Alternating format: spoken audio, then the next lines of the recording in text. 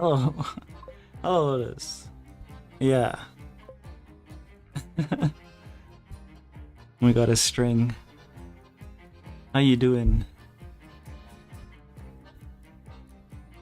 Um, where? Okay, cool. That's working.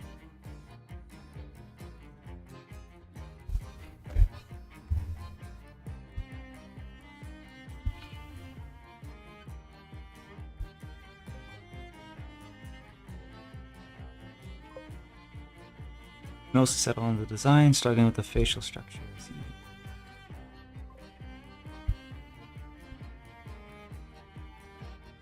Oh crap, it said there's ads again. I don't know if there is or isn't. I'll just type.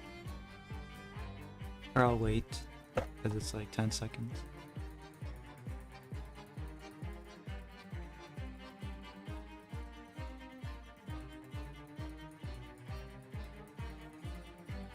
Okay, ads over, so mostly settled on the design, struggling with facial structure, panic inevitable, but not there yet. Alright.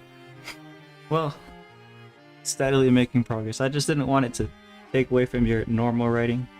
Sometimes the problems that you have, like particularly visually, I found that they just kind of solve themselves if you just kind of leave the pieces and come back to it later. They kind of just come together sometimes, especially if you're like immersed in your stuff. But yeah,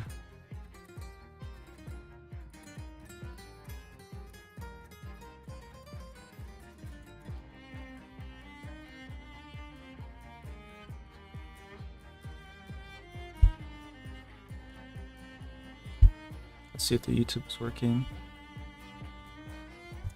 I'll just type something in and see. Okay, yeah, YouTube's working. This race design is critical marketing point. I see. Oh, 6 of them. The main races, I guess.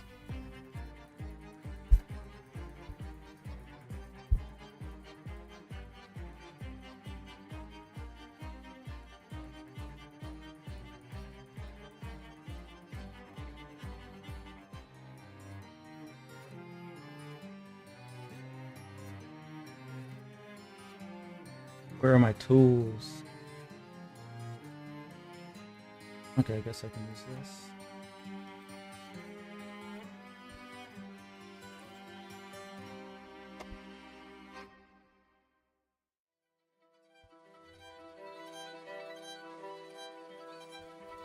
Cold press bristler canvas. That's something I need to figure out. Has to be able to handle the media that I'm gonna use. So probably will have to be thicker than this. This is index paper. I feel like it.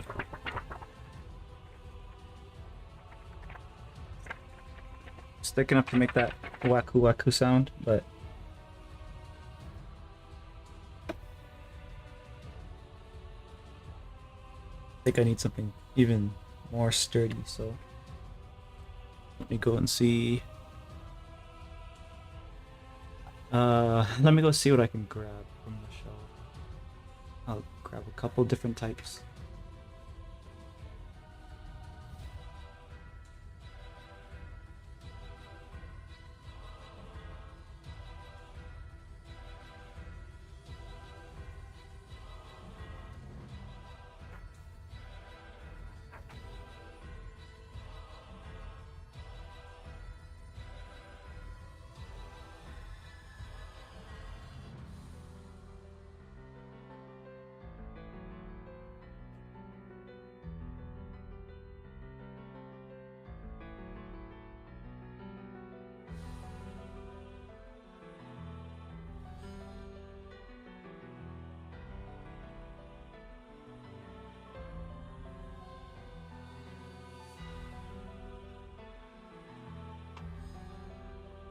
Okay, so what we have is the acrylic boards that I typically use, but this will limit me not strictly limit me, I guess, but like it's mostly gonna be for acrylic, I guess. If I use this though, I could also use oils on it. I don't have experience with that, but it's something that is possible. I did some research with the order and the chemistry of various materials, and I think I have a good idea of how to layer multimedia. And then we have a watercolor sheet and a heavier piece of index or cardstock, I guess. We have some choices, but I want to figure this out a little bit more before I actually get started. It's not like we don't like surprises, because sometimes it's interesting when it develops in a particular direction on the canvas, or when there's like something spontaneous that happens. Sometimes that's fun to kind of steer in a direction that is tolerable or whatever. But I have a bunch of notes here. I want to just see if I can sketch it small before I get started. Where is my pen?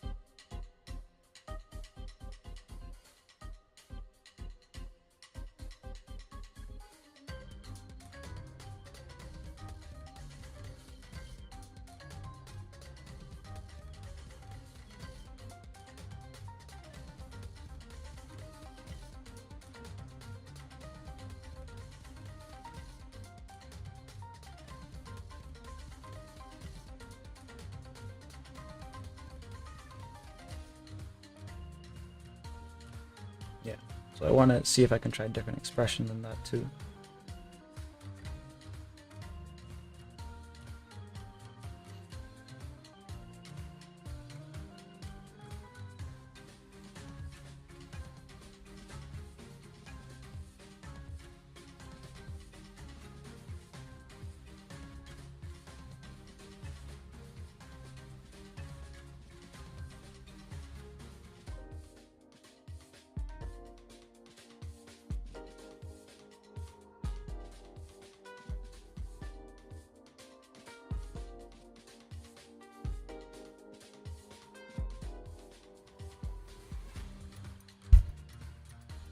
Hey Kali, how you doing?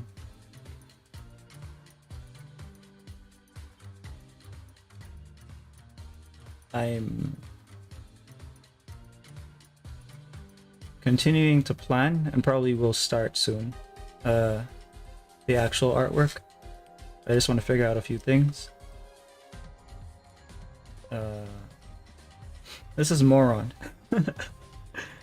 This is the Catboi.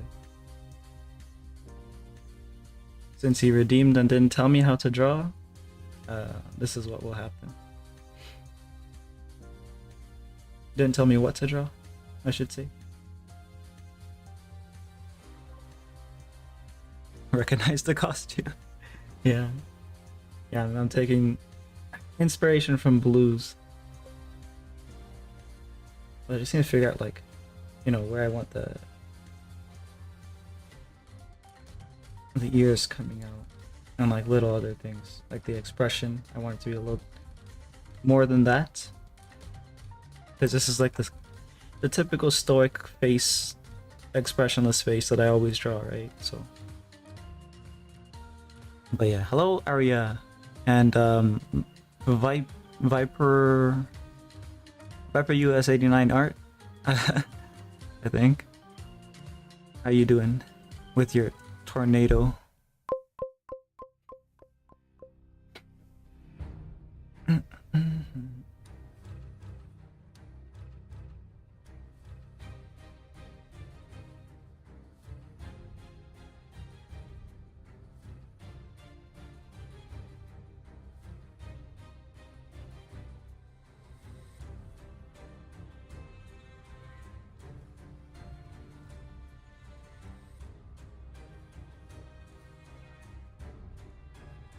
So if it was human,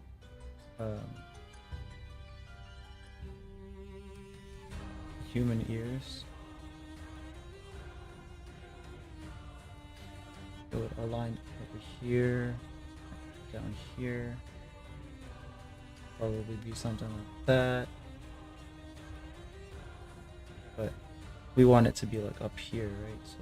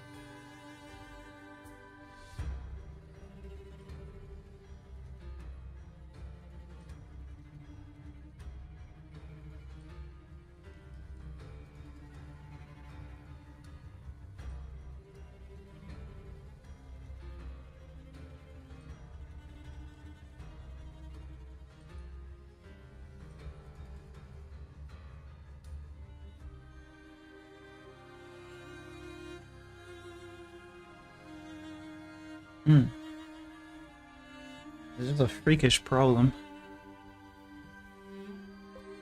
I want to check if there's like a lot of rose sugar. Yeah, rose sugar.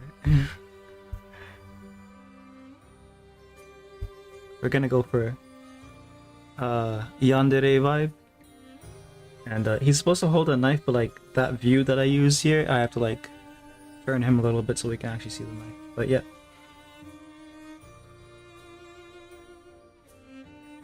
I wrote a bunch of notes here about what I need to do.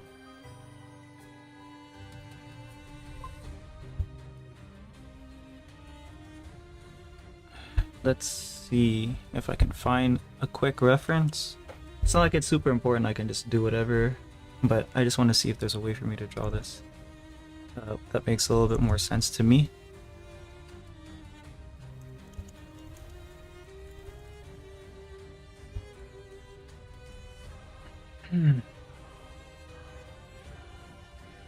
Got ears on head, not to me.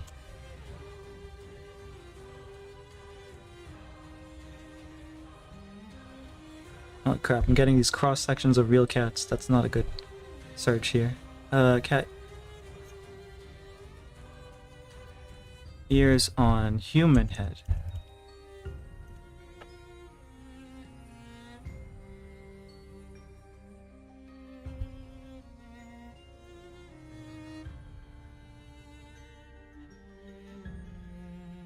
Okay, we got a couple variety. That's kind of weird to look at.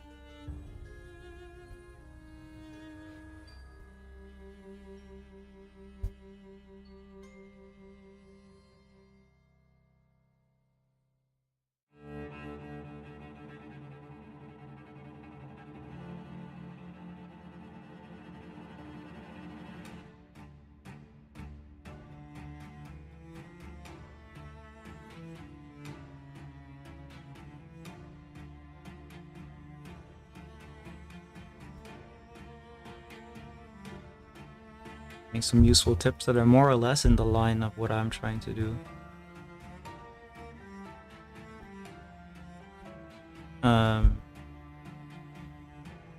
Yeah, I think I'm on the right track, like based on the things that I'm seeing here.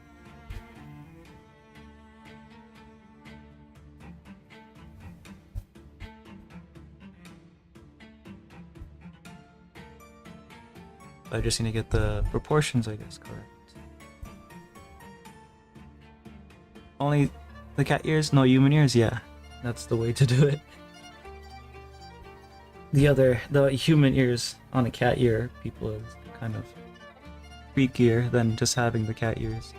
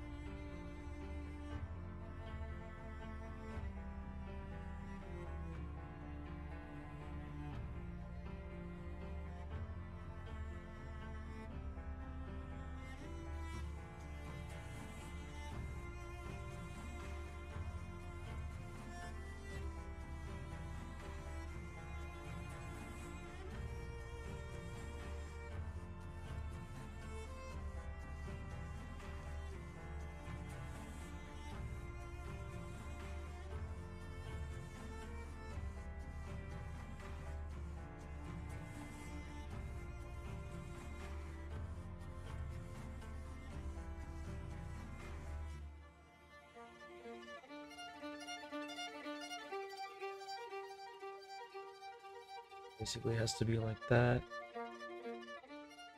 Use the hair groups. Have to be like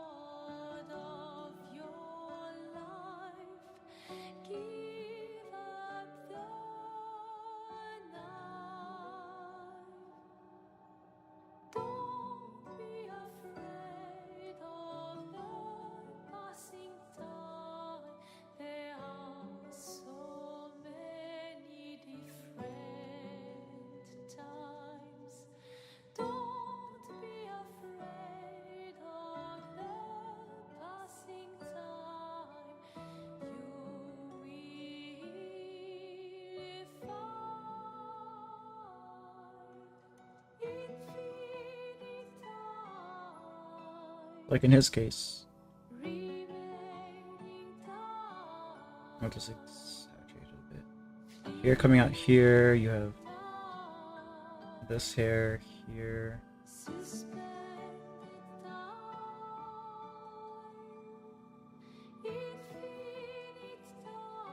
And then you have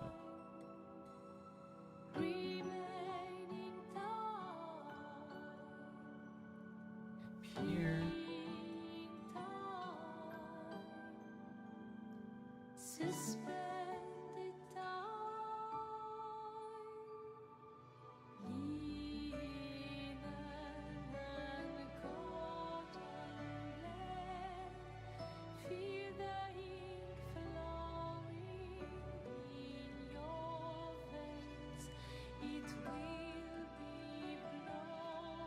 The entire side portion of the hair or the ear is kind of gonna be visible until maybe down here. Then you can kind of have some hair cover it up, I guess.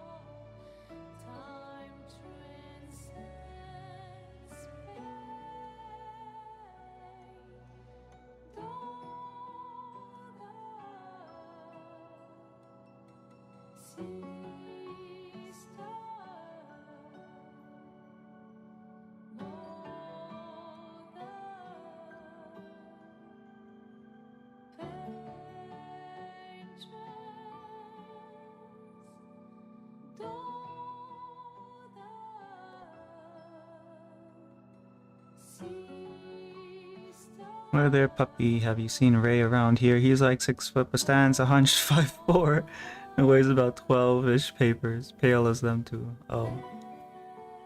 No, I've seen no such creature.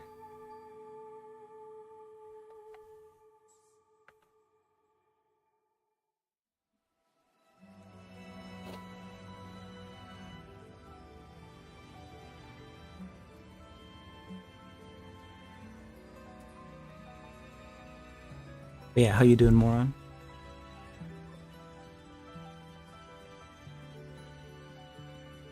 Alright, take care, puppy.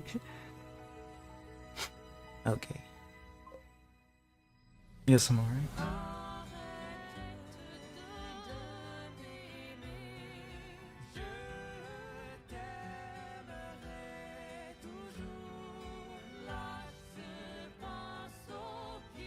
It's a slit eye because cat.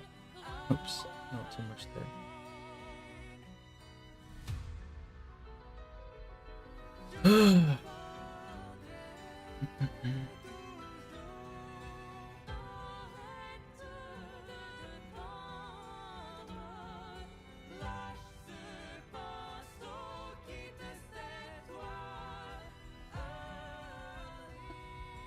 Should I draw something for myself tonight or for someone else?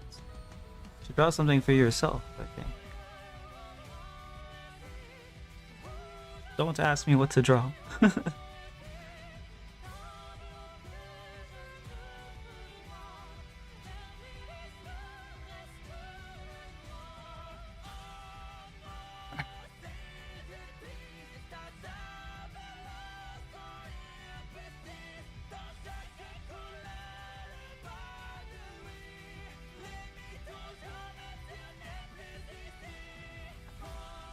As for the pose, we can.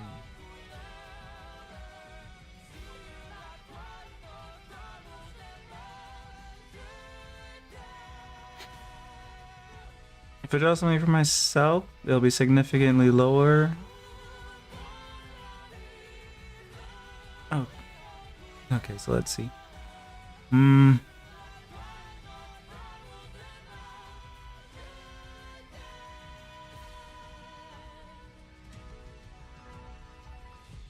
Yeah, draw something for someone else, but like who? Who? Who?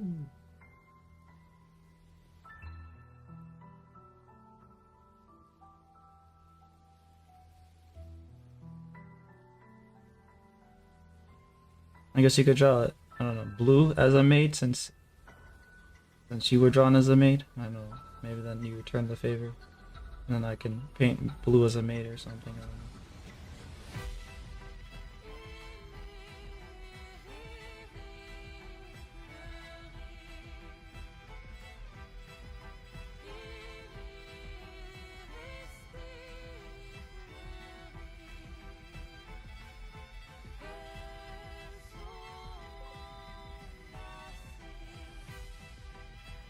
Guess it'll be a drawing for blue.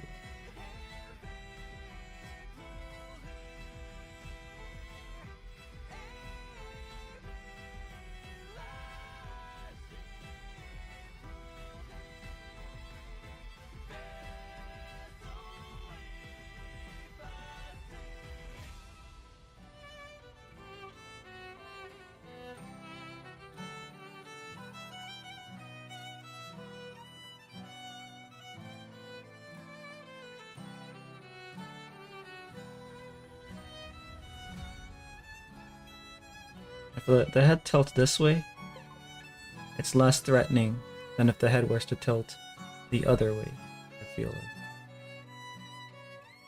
Or I guess I should say less disarming. Or more disarming, not less disarming.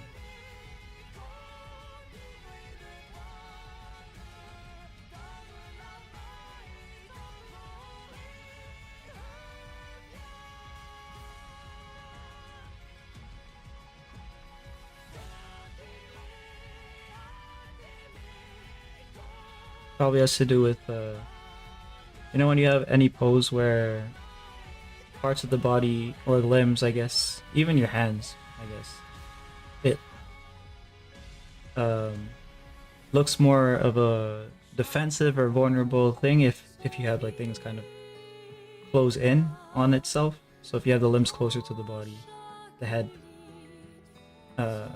more down towards the torso, versus the opposite where you have the hands or the arms maybe more out or the head tilted upwards or backwards. It looks more like assertive or whatever. So maybe that's why it's more disarming if I tilt it this way.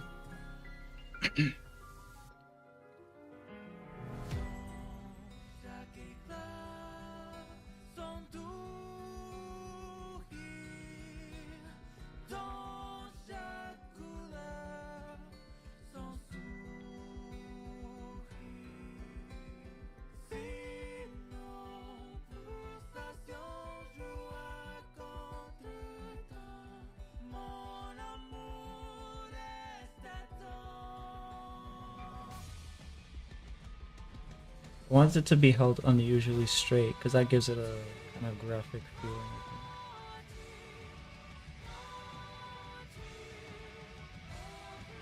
think. If I can get it to be even in the center of the actual composition, that might be nice. I can maybe align it to something else that's important, like in the center.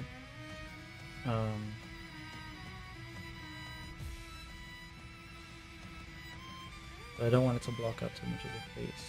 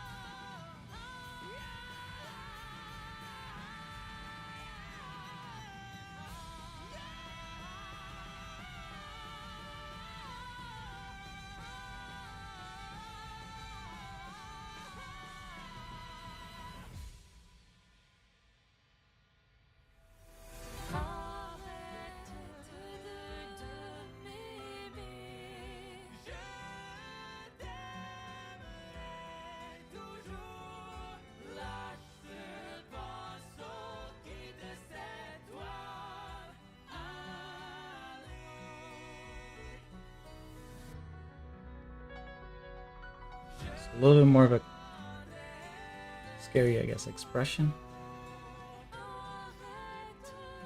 More of a, like a downward look, I guess, than a straight on look. This one's kind of static that way. What else can I do?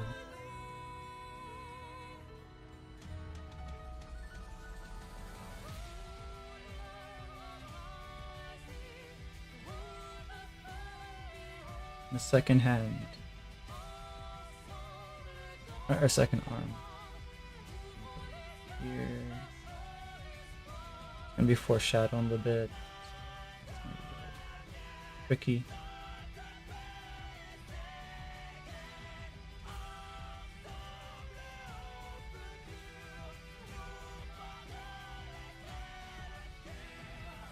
Have it go down this and sort of grab the fabric of the dress.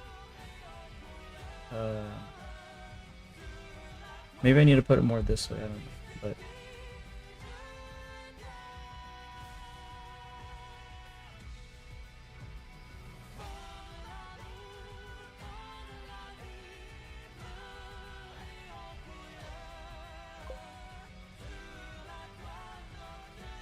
if it's too difficult, you could always change it from being a cat and a maid.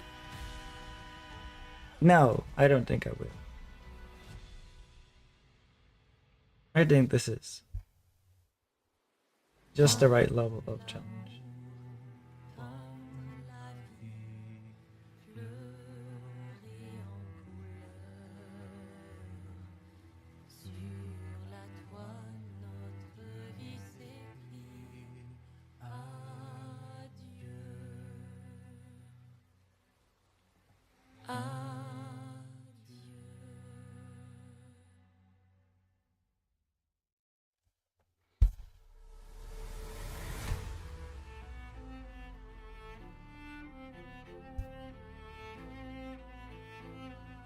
One has the puffy sleeves, so I'll use this part here as reference. It's like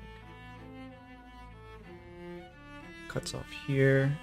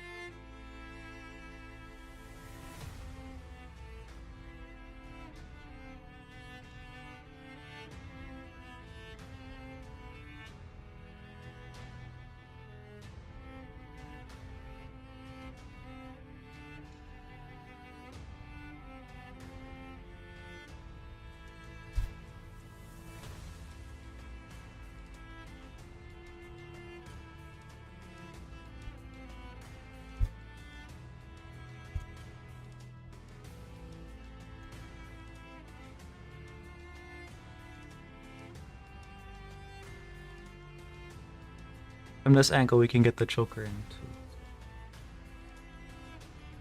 Choker slash collar, whatever. So now it's even gayer.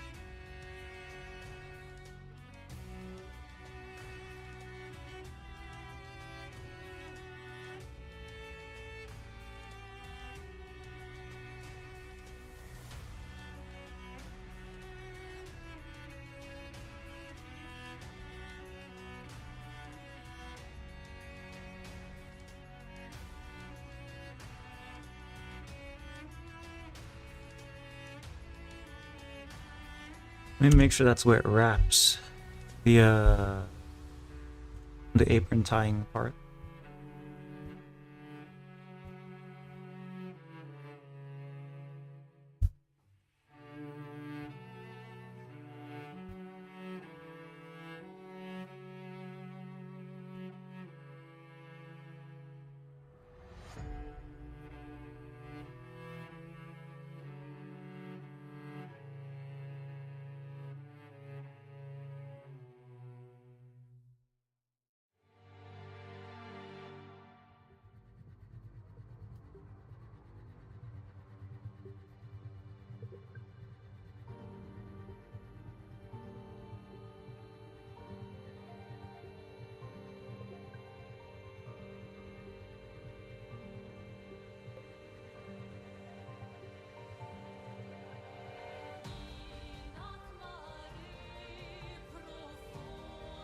How are you tonight? Seems to have been quite the week for you. Yeah, I injured myself twice. That's weird, right?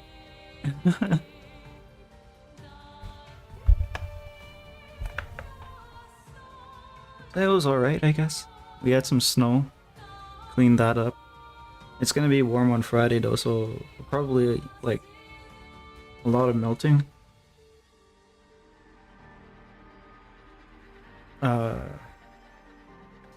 I mean, um,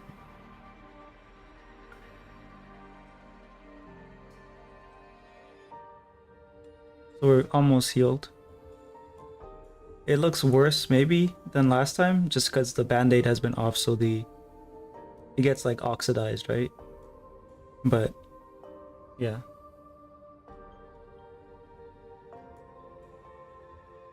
It cut into the nail. Took the finger from someone else and stitched it on yourself haphazardly, as per the lore.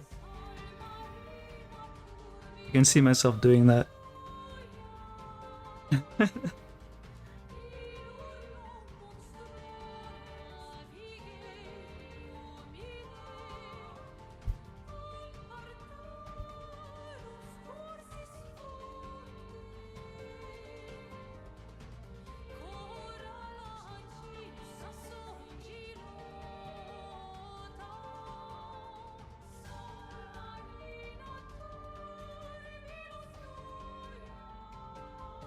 Basic structure over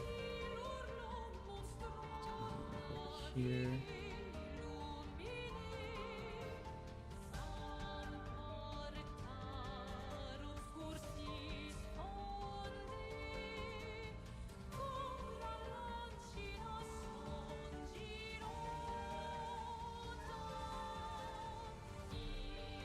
Strap goes like this. We have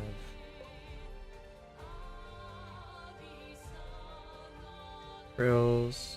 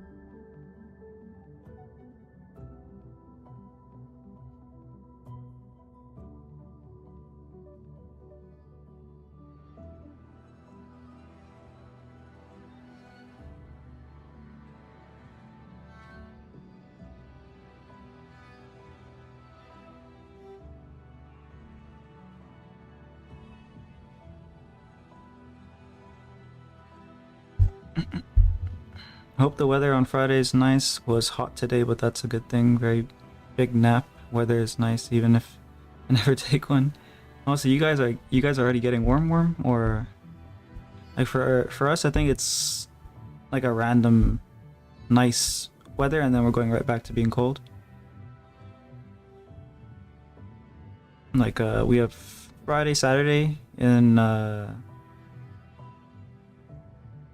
5-ish Celsius, so that's above freezing, and then we're going right back down to -10 on Sunday, Monday, etc. Of course, this is still early in the week report. Things could change.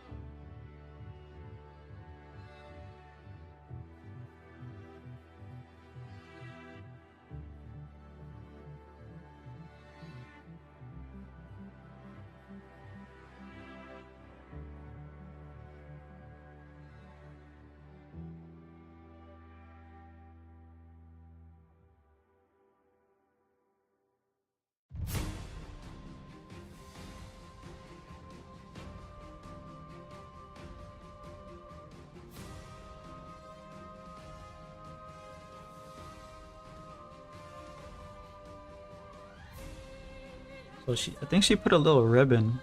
I think that's what that is. Looking at like the reference, or like her drawing of it. So I'm just gonna stick with that, I guess.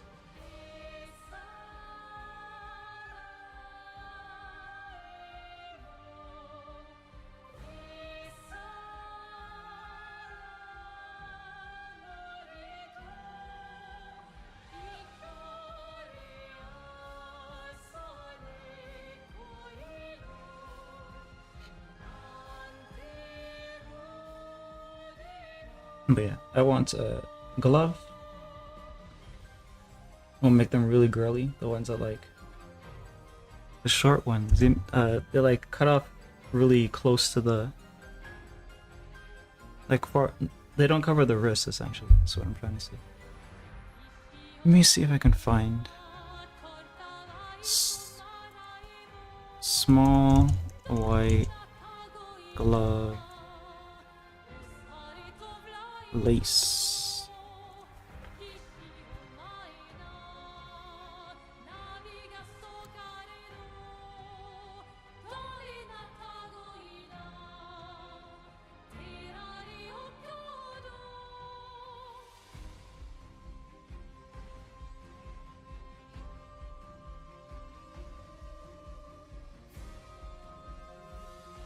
I think I found something that I can use here.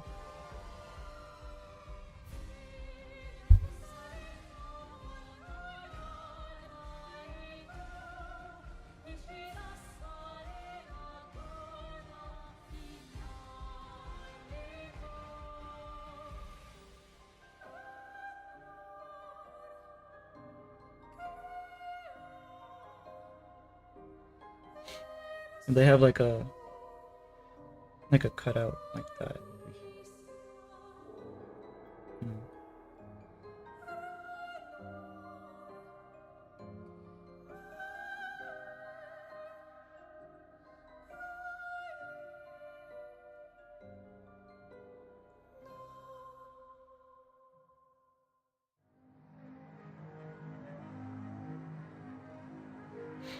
Let's see what other ways do they have. Crap, I lost it. Let me refine that here and save it. Save. Come on. Save image. Cool.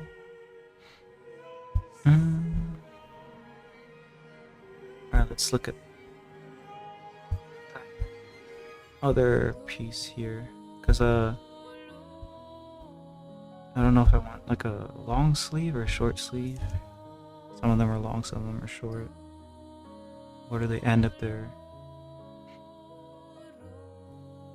Mm.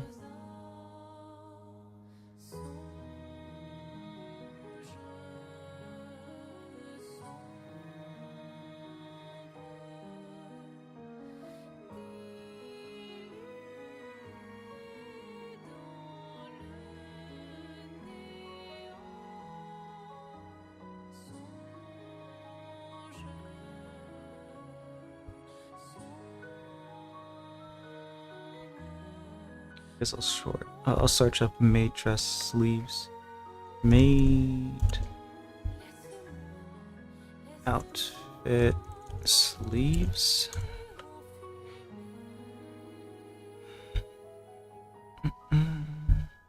Okay, so this one has cuffs. It goes really close. Need a raw file? Raw file for what? Definitely is the same shift last week, was 20 degrees colder-ish overall. Biggest disparity being one morning being like 41 colder. Damn. A raw file for the cat maid? No. You mean the one that Blue drew, right? No, when I'm saying reference, I'm looking at a bunch of other pictures here.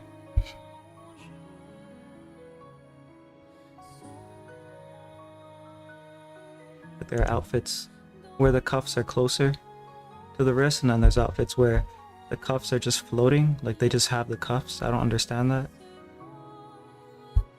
It's kind of strange, in my opinion. I think it makes more sense to just end it here. And maybe incorporate that same ribbon thingy.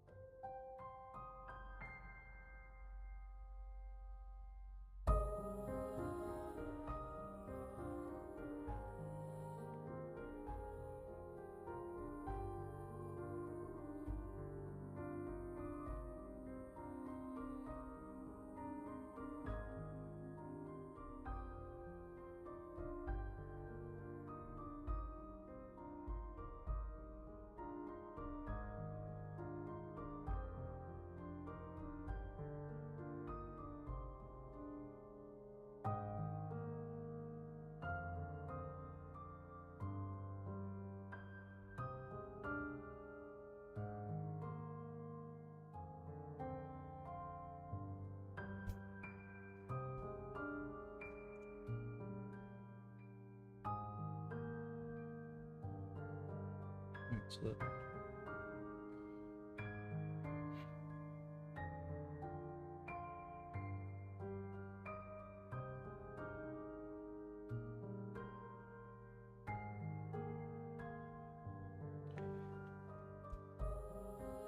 Let me make sure that I have this correct. It's one strap. And get tied like a bow at the back, so we have some of that coming out here.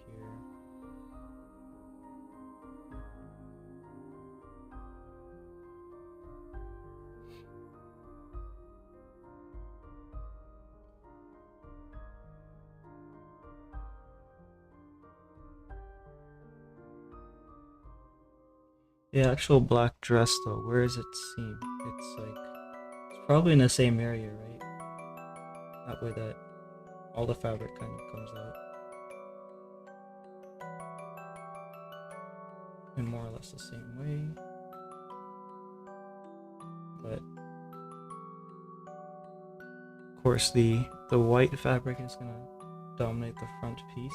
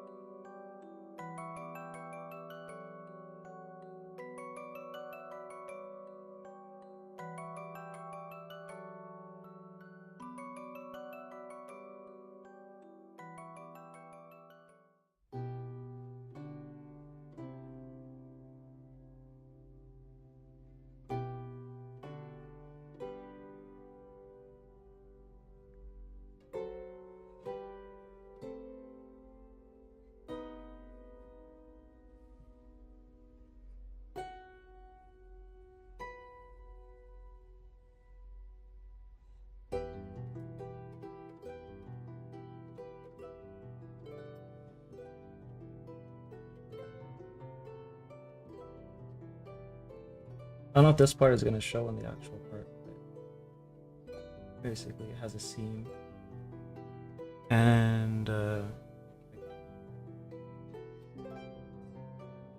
guess it has like lacier fabric over here.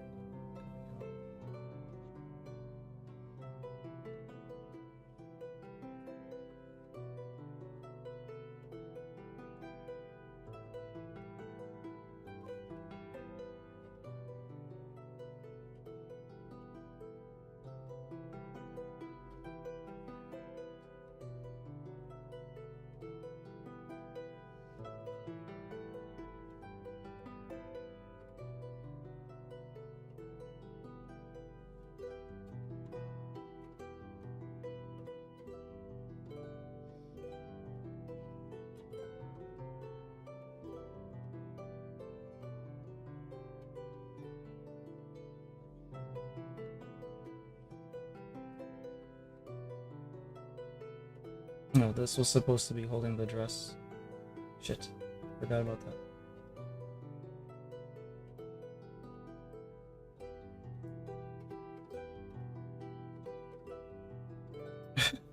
It's gonna look weird, but I'll just do it like this.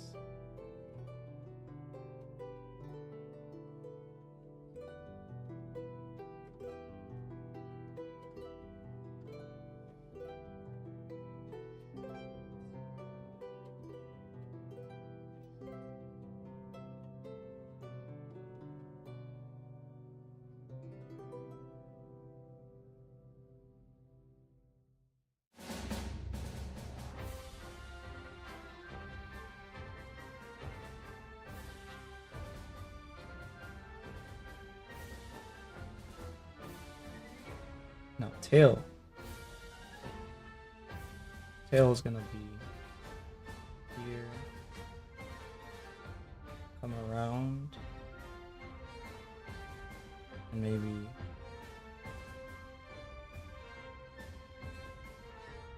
like this or something.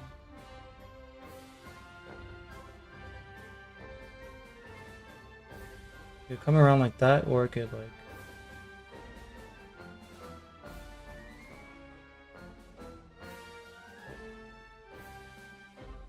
this way, that way, and then to the face.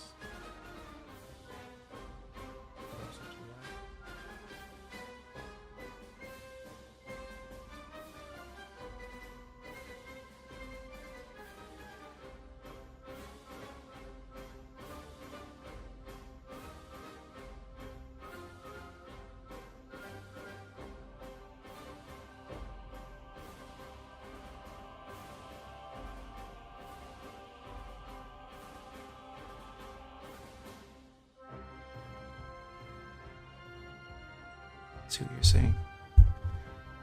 Hey, hello Mizu. Just dropping in. All right. Thanks for dropping in. Thanks for streaming. Oh, have a good one, Kali. Have a good rest.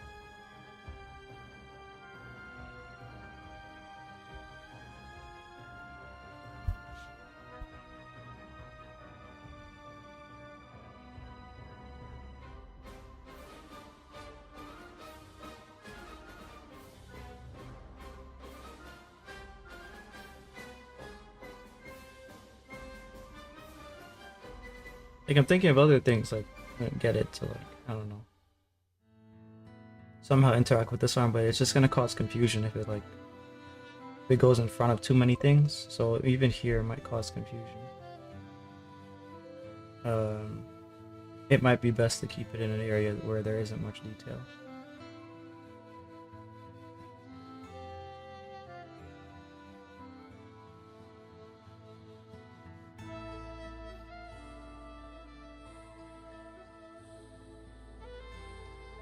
And stay for a bit. Alright, yeah, we're basically just figuring out the composition. Good job, Catboi. And I think this is more or less the direction, so we can pretty much get started now.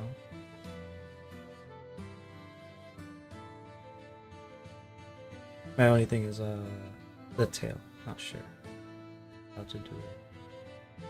It's like if it's just coming out and going like that, maybe like this, I don't know.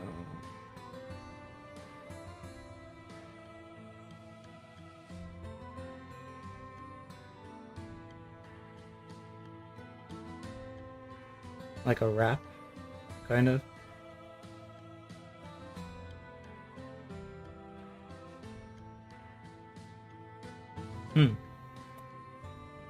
But yeah, let's see what we have to work with. We have a couple materials. How's it going? Right, yeah. That's what everyone calls me, I think. Or sometimes they call me Rahu, but it doesn't matter. Ray is my actual name, so that's perfect. But yeah, it's going pretty good. My cut healed, mostly. My neck healed. So now we're just figuring out what paper to use. They're all pretty much the same size. Printer, copy paper size. But they're different materials because they'll be handling different materials. This is canvas. We know that's for acrylic. I can potentially use other materials, but it's mainly for acrylic. This is it's watercolor paper, but it's like an older piece. This is like bad watercolor paper. And then this is just cardstock.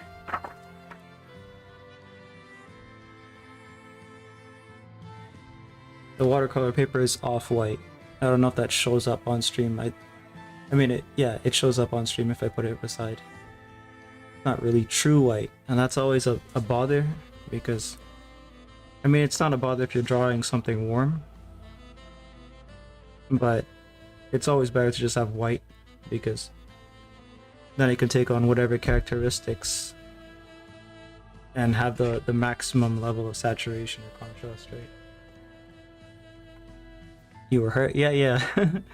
No, just let's see if I can show. Almost cut my finger off when I was trying to cut a bagel. I don't know if that shows up or not, but it got into the nail even. And then that was like, I guess like a week ago, so it's pretty much good now. It's just like a little tingly, I guess. And then yesterday, I think I slept weird, or the day before yesterday. The night before yesterday, I slept weird. You know when your neck gets so like stiff or whatever that like if you bend it in any direction, it like causes a like really sharp pain in like the back of the neck muscle or inside of the neck muscle. I got that suddenly, so I like had to like keep my head upright. Couldn't swallow without a jolt of pain. Couldn't move my head. Or I sneezed once, and when I sneezed, I decided, okay, yeah, I'm not gonna stream today because that was painful. Step on your neck too? Damn. We both got cursed. But yeah, I just took a med and slept it off. So I'm all good now.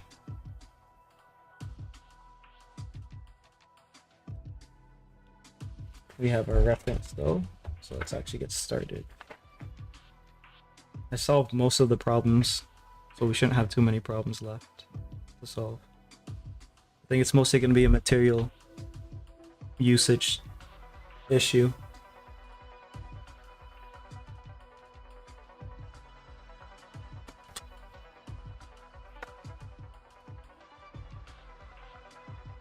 I don't know if I'm going to use this, I'm still thinking about it, but I might as well just open it up.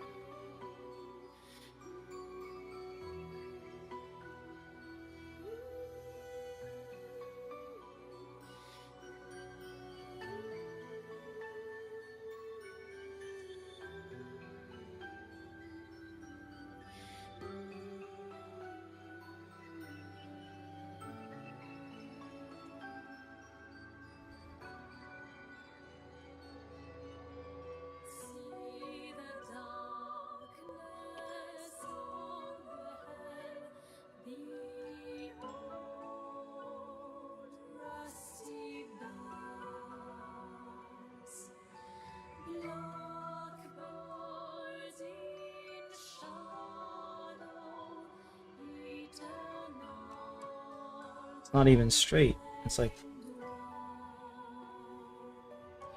it's bent. It's not straight, just like the guy that I'm about to that I'm about to draw or paint. I was sketching the other day because I hadn't sketched in a while, but then I saw old project and I forgot that I forgot about and started in the mid sketch.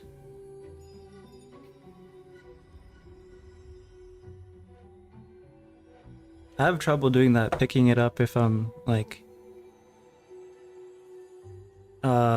if it's something that I already worked on. I'm like halfway into it or whatever, and then like a week or something later I look at it and I could finish it, but then I don't want to. I don't know. I don't have the motivation, I guess. That's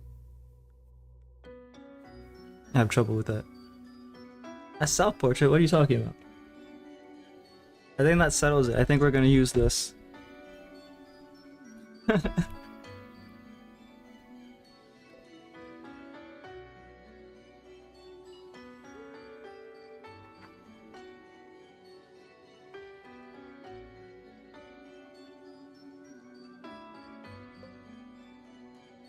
Self-portrait as well.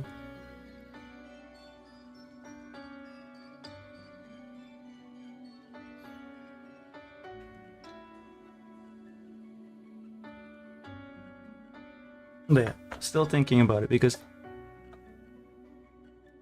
like if I'm gonna do it with acrylic, I might as well just do it with only acrylic, right? I mean, there's some acrylic techniques that you can incorporate ink and charcoal with, so I could potentially try some of those too.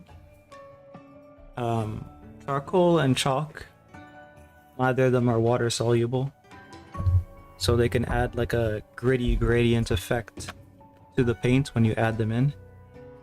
But basically, let me try to pull it up so I can read correctly what I wrote out. I wrote out a material application order that takes into consideration the chemical and mechanical bonds of all types of media that I'm interested in using without it compromising like without any material compromising the other material, because there's like dry media, wet media, there's water water based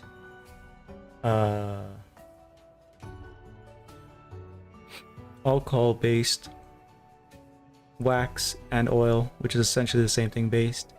And what the thing is that you need to consider is alcohol based are usually less fade resistant, so I just eliminated that.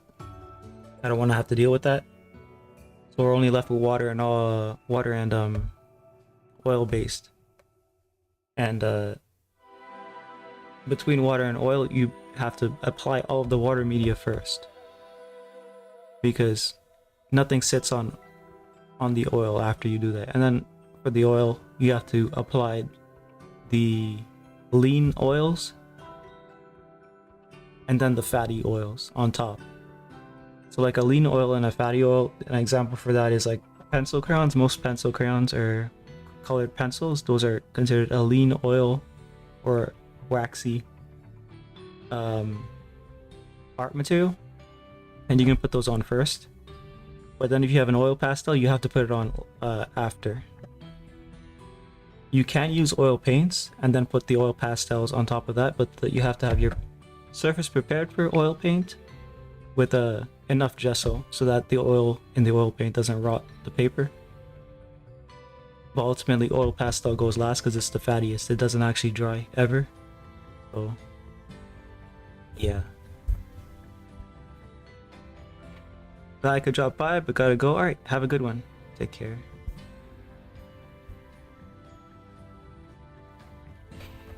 Oh, what do we have? We have chalk pastel / watercolor pencils as groundwork, because they dissolve.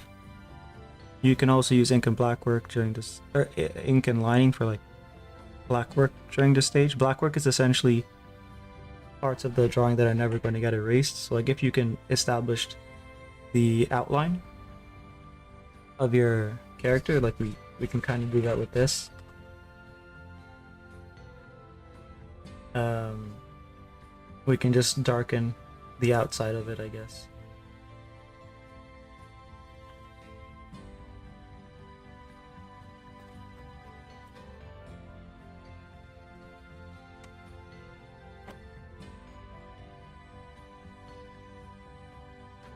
Then after that, watercolors and gouache can be used side by side, but you probably want to use the watercolor first, just because it's opaque, or just because it's transparent, and then the gouache after, because that's opaque, which means that it goes on top and isn't see-through.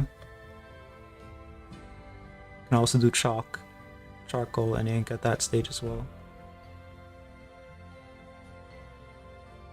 And then on top of that, you can do ink. And then on top of that, you can do a dedicated layer of chalk, charcoal, and chalk pastel. And then finally, you can put acrylic on top, which is latex based. It's water based, but then it dries as a latex, which becomes waterproof. The the India ink is also the same way. If it's a shellac based ink, it will dry waterproof, but not alcohol proof. That's not something we need to worry about though, because we're not really going to be using any alcohol in the equation. More complex than baking. Yeah, well, I'm the one making it complex because I want everything to work well and not have any problems. Like,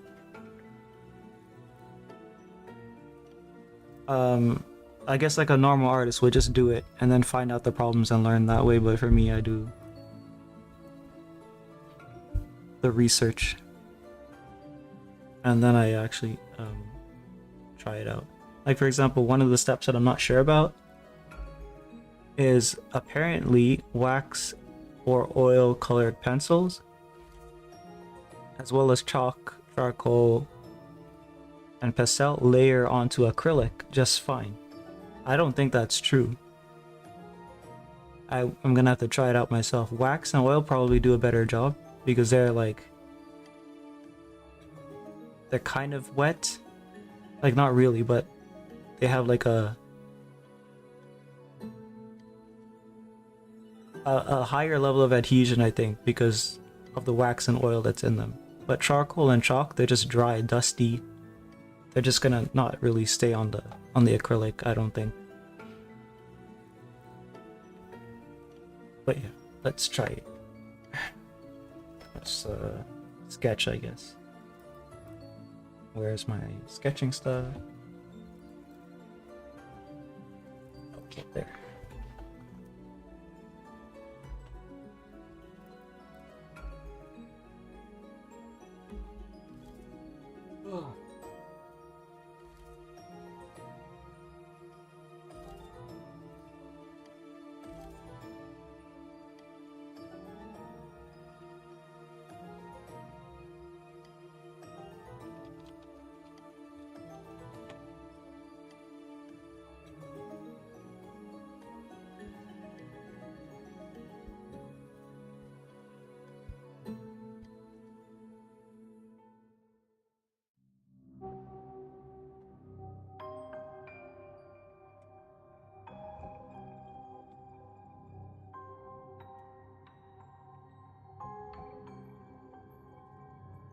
These up here.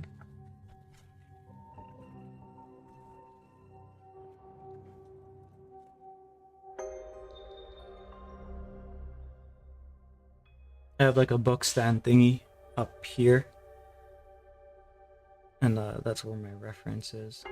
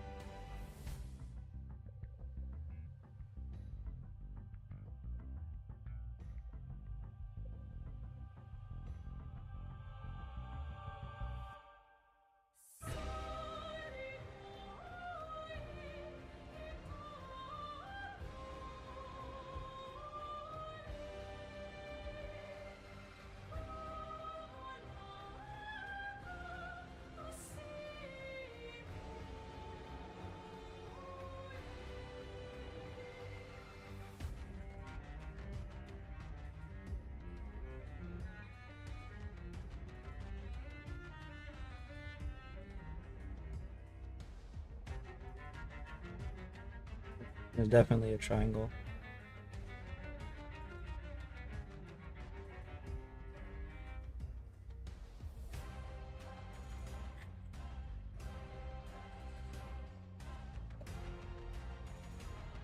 Which is basically just a guideline to kind of confine most of the subject in this shape.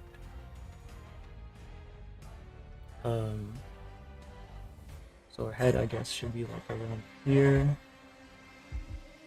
Doesn't mean that things can't go outside of it, it's just a guideline.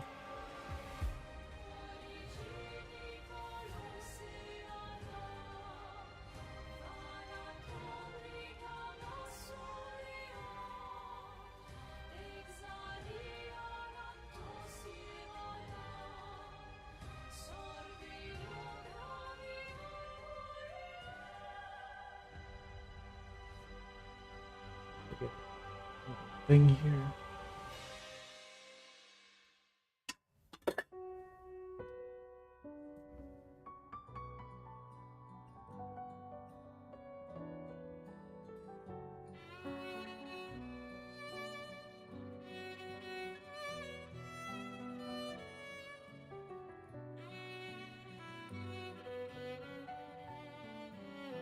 Graphite. Let me check this.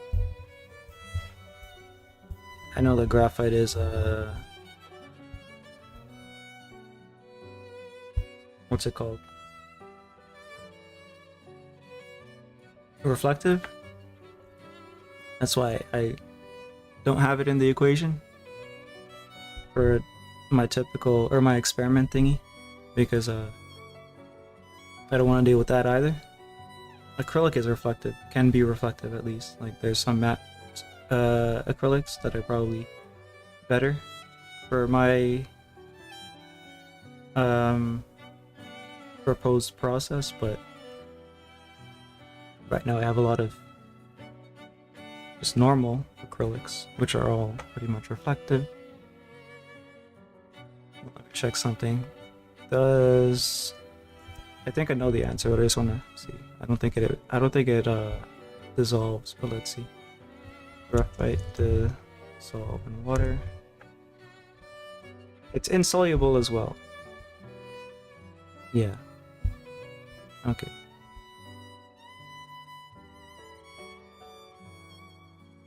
Well, for us it doesn't make much difference because, as you can see here,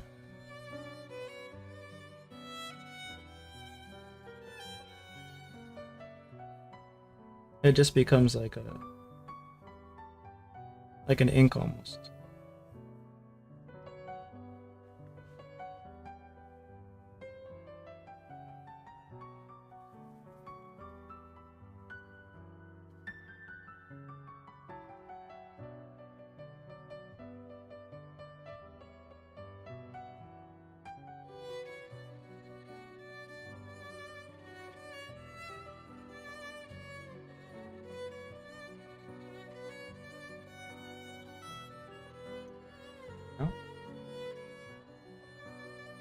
Probably as far as I should go. It's like, and I'm gonna like, yeah, and I'm gonna be swaying in and out of frame.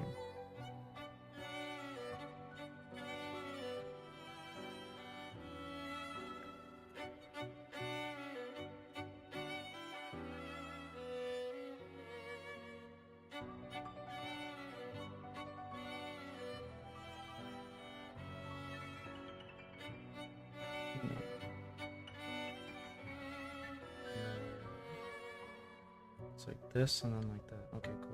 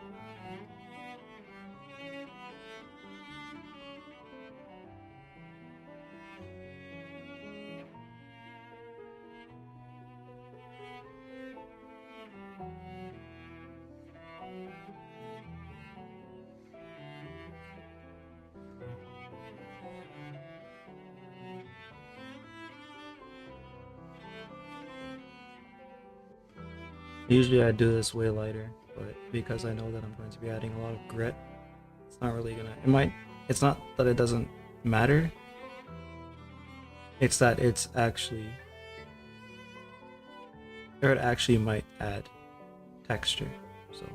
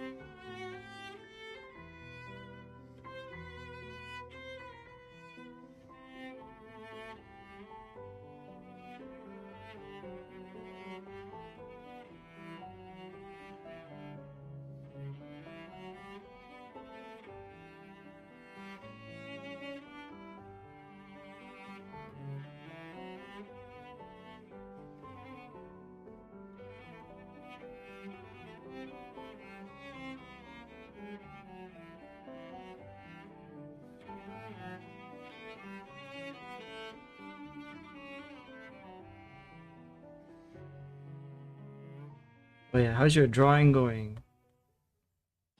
How's your end going?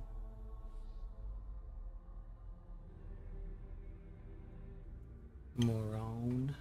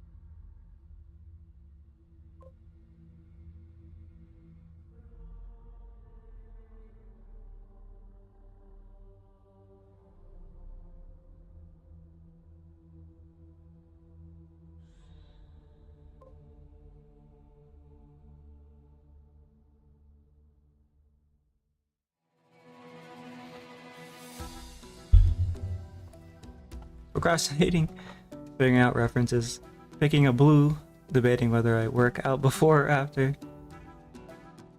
Probably, well, it depends on the workout too. Like if it's a lot, then maybe it might be difficult to have a steady hand.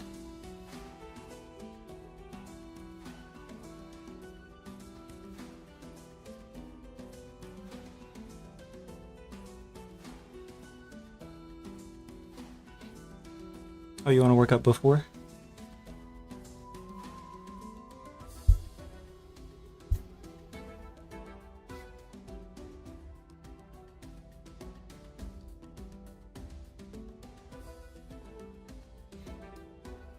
Graphite seems to have a warmer tone than charcoal as well. I mean, actually no, charcoal does have a warm, sometimes have a warm tone as well. Depends on the wood you use.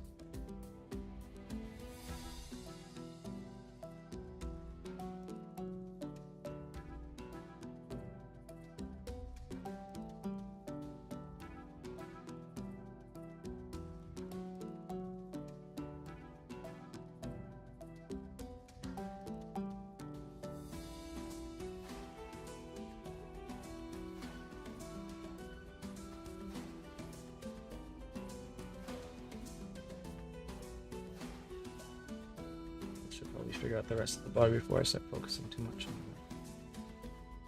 the face here.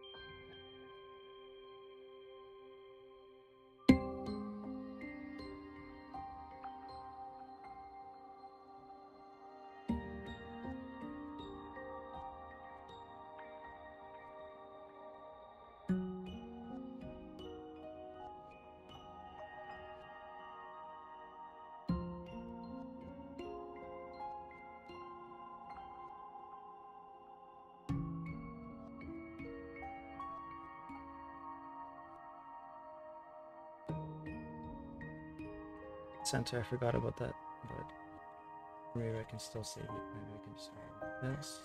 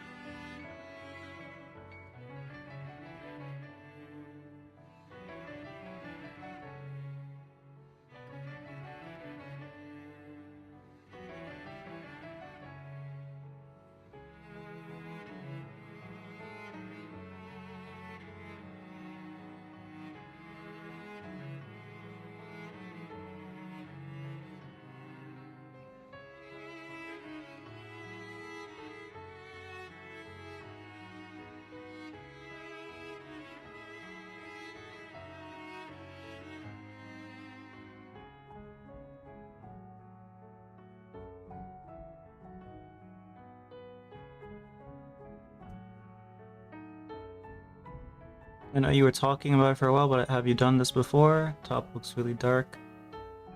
I wouldn't know about course correct from there. Um. Oh, hey Shin, how you doing? This method, yeah. This is a. This is considered to be a form of grisaille method. I can't remember how to say it. It's a French word for basically painting in black and white, but you can do it with paint, you can do it with charcoal, you can do it with ink, you could do it with what I'm doing right now, graphite. And it's actually really easy. You just paint over it if you want to like correct stuff. Because it's just an underlayer. The idea is that you do the shading and stuff with this method, and then you glaze with layers of color on top, and that gives you like a lot more forgiveness in the process, but ultimately you're still painting over it. It's just a way to be more careful, I guess, because after a couple glazes the under painting layer is obviously going to be lost.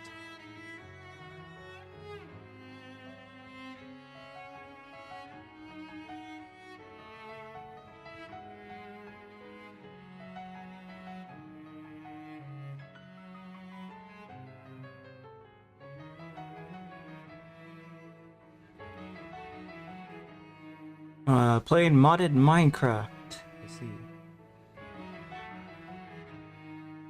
Well, that's different from the usual gotcha grind, I guess.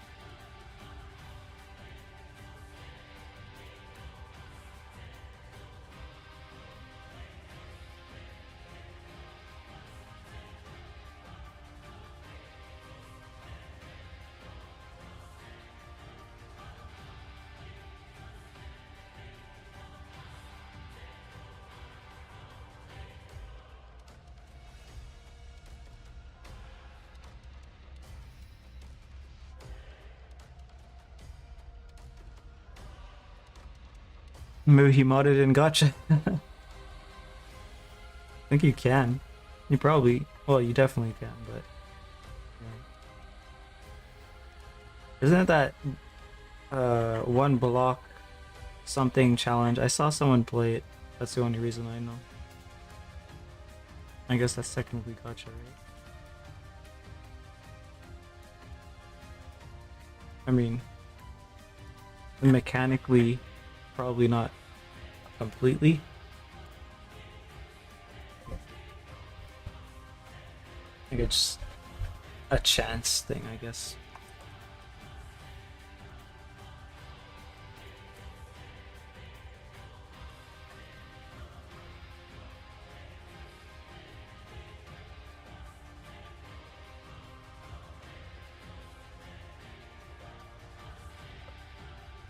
It's a lot of mods for all the mods.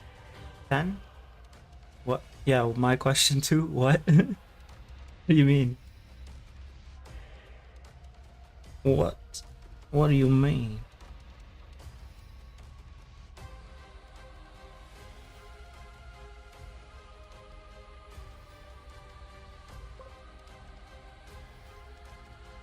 Don't worry about it. Okay.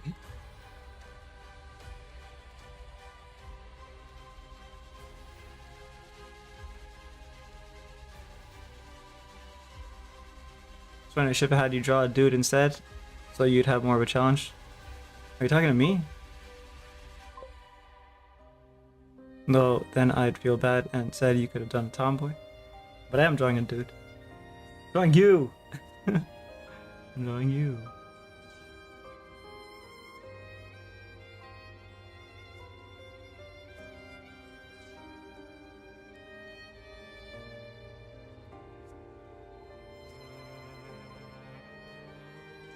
Yeah, but I dressed as basically a woman.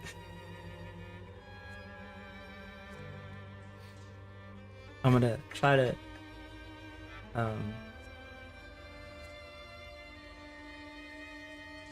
see how far I can mix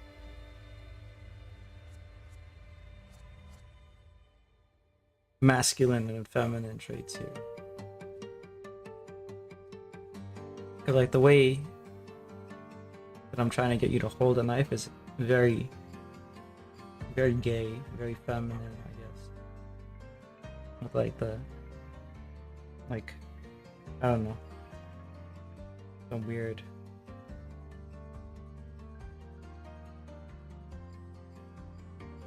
Probably like something like that with the little pinky. But from the other side. So like, I can't do it. Can't do it. Basically, we're not gonna see the thumb and the fingers. It's just gonna go.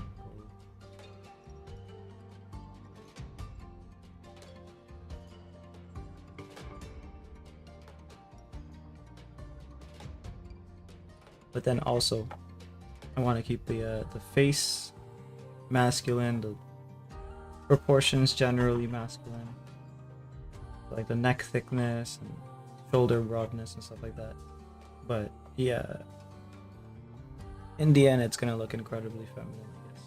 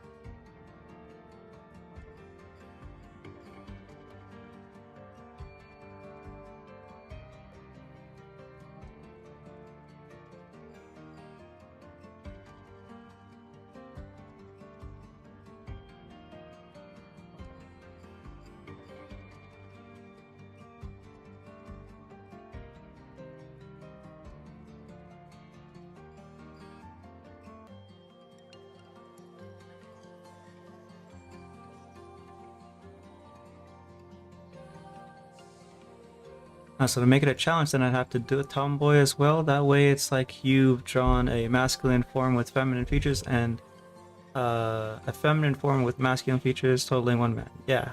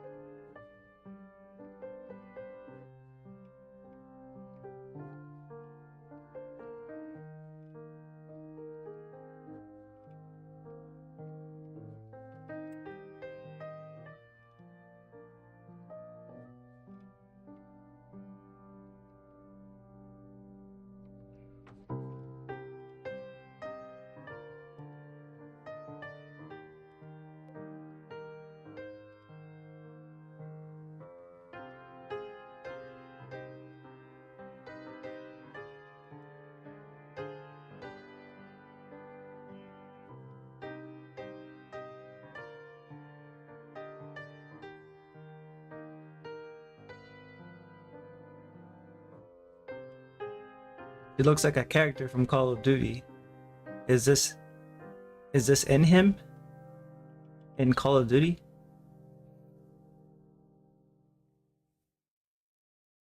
Who's the character in your profile picture?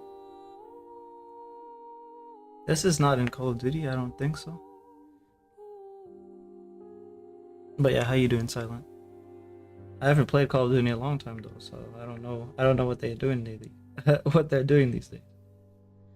Sors et fuis, je t'en prie. Fuis ce tableau maudit, cette toile d'une fausse vie. Portrait rêvé, imparfait. Oh, but it looks really the same. There's a cat girl, or a cat boy, I guess. in Call of Duty. It's just really changed since I was playing Call of Duty. The hell? What happened to Call of Duty? Well, I guess I heard some stuff, but I didn't know it was that bad.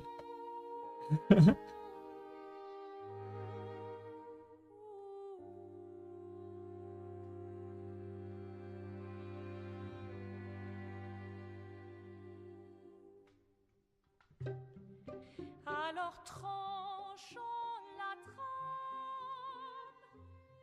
découle la sinistre esquisse.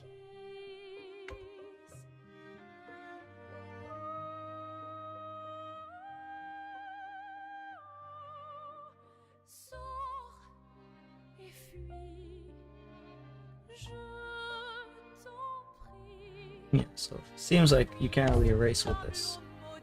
This is fine. Because we're gonna paint over it anyways. Portrait rêvé en parfait, chaîne de ta liberté.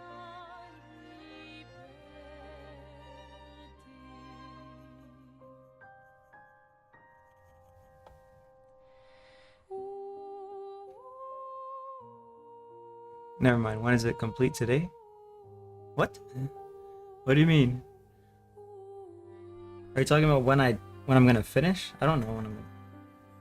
Could be probably tomorrow night. Maybe even later, don't know.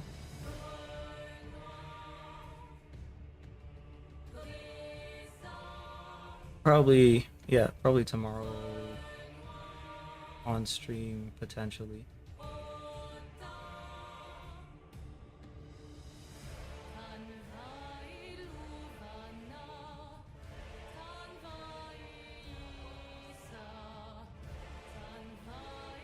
Said lift Boki.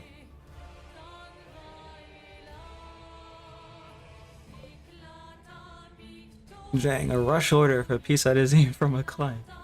Well, that also means that I can finish it any way I want, so. I'm probably gonna do a thing where you have most of the completion up here, and then elsewhere it's like a little bit more impressionistic, I guess. But we'll see how that goes.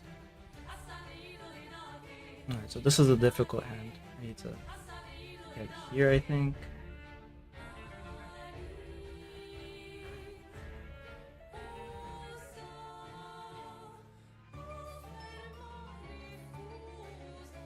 Have it a little lower than this hand, so it has like a relationship. This.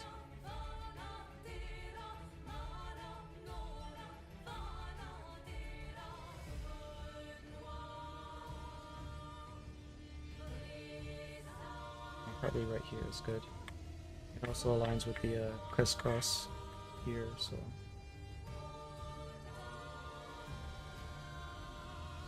Here.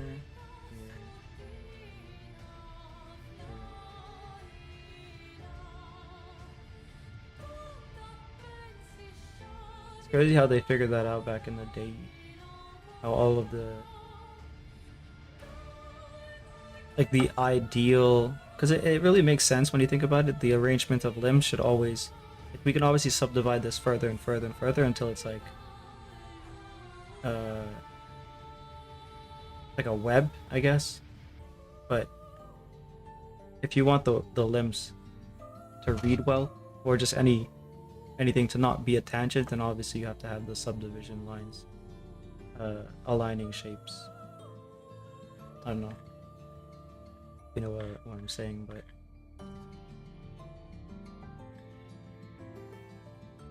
basically avoids problems. It's like a mathematical or visual or geometric. There we go. I was thinking about visual and math. What is that?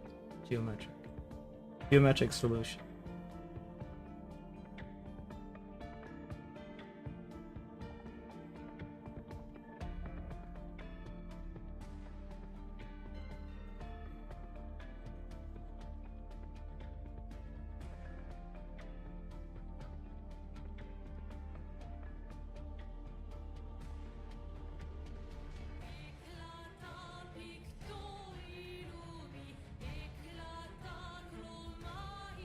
The current music track? Current music track is Forgotten Battlefield Duelist, and it's from the Expedition 33 soundtrack. Let me actually type it in.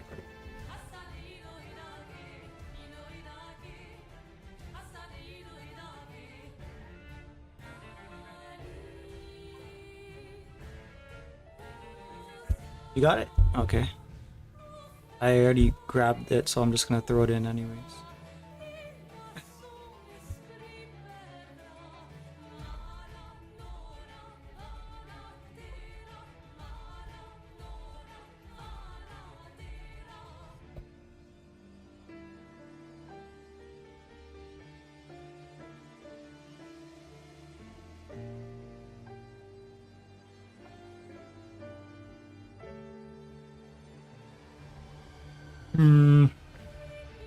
So let's see.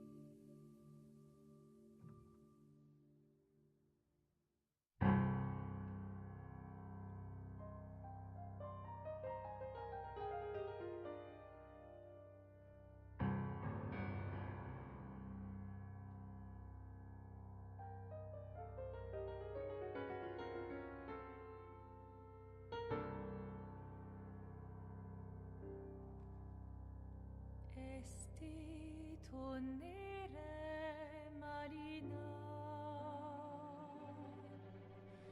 esti l'inaki soledad, tona nora tovla, alina.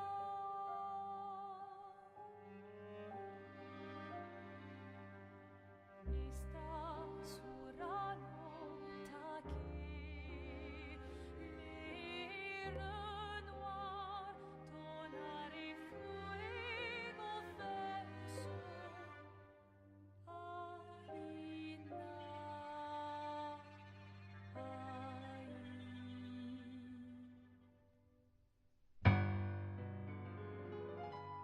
Dang, I lost my knees. The layer? The knees? Oh, you're yeah, you were saying that you were sketching it or something? So I don't work digital anymore. Hated the layers.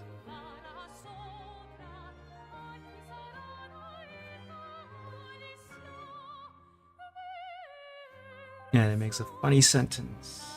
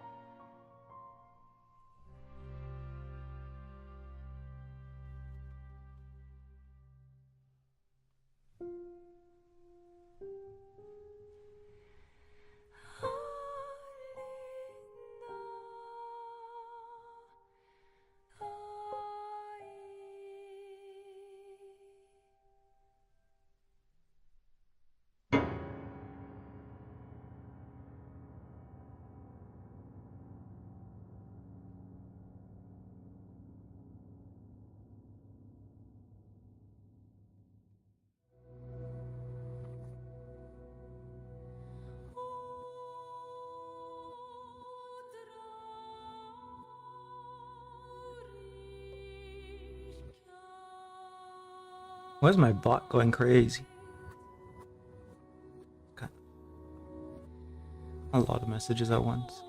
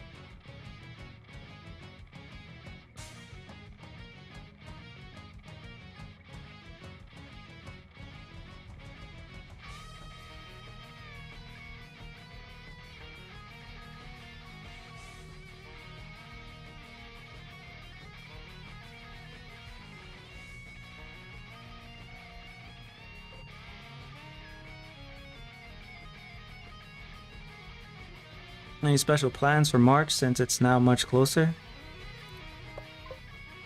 I failed to put together like a cohesive marathon. Yeah, marathon projects. I've failed to like put together that, so not entirely sure. Still,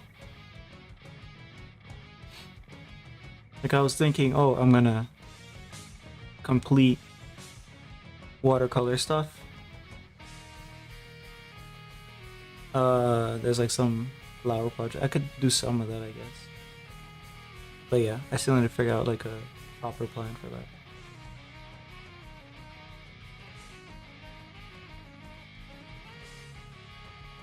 And I have to do it before. I'll do it in the first week of March because I'm not off till like the end of the first week of March. So wait, let me actually check the calendar to make sure.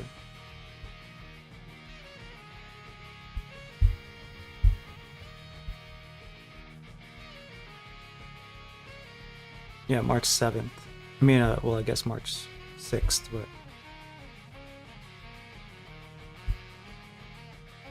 and then I'm gonna be off until I guess the 21st.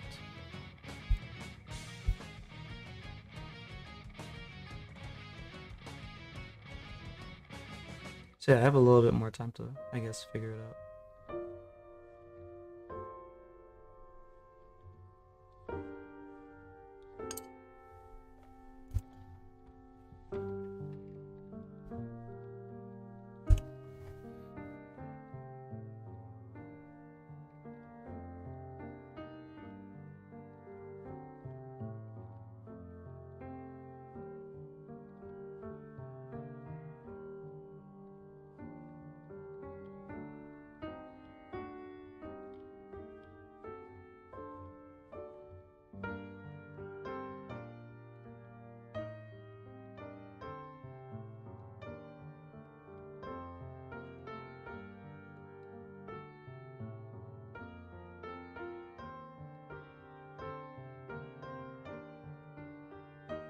Obviously, it's gonna probably be more ambitious than the stuff that I've been doing.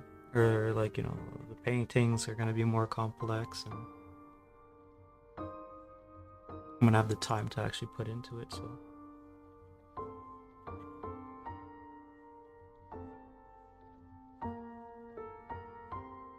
Maybe, like, some classic studies or something. I don't know. Could be at least one of the things I do is, like, a classics floral study.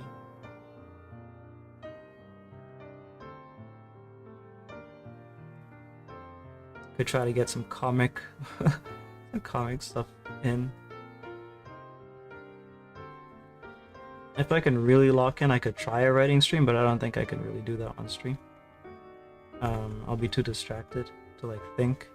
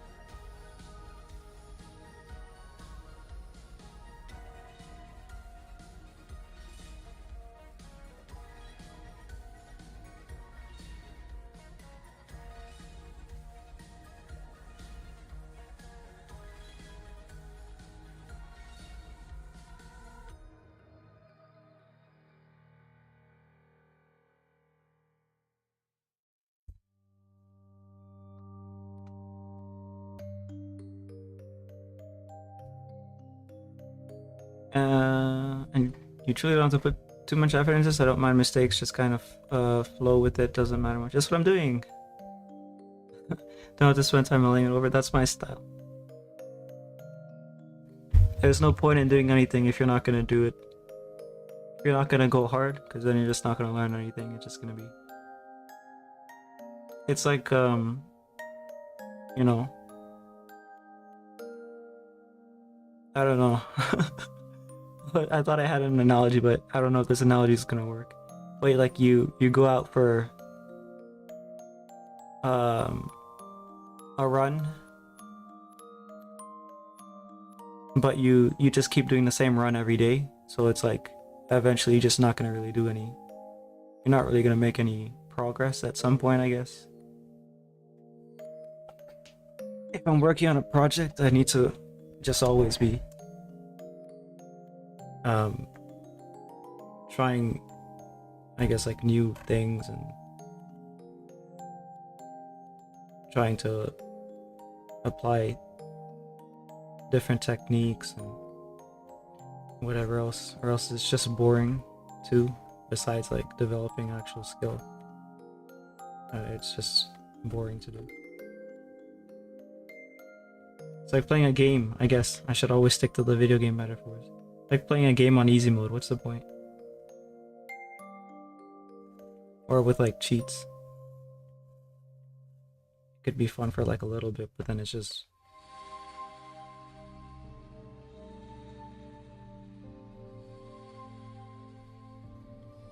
You don't even enjoy...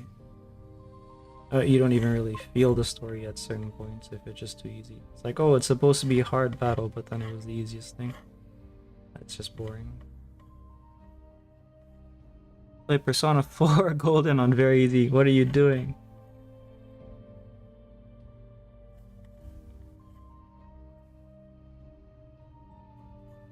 Why would you do this? You have to play the hardest mode either, but like... Even normal mode on modern games is pretty much just easy mode because they want people to be able to access it or whatever.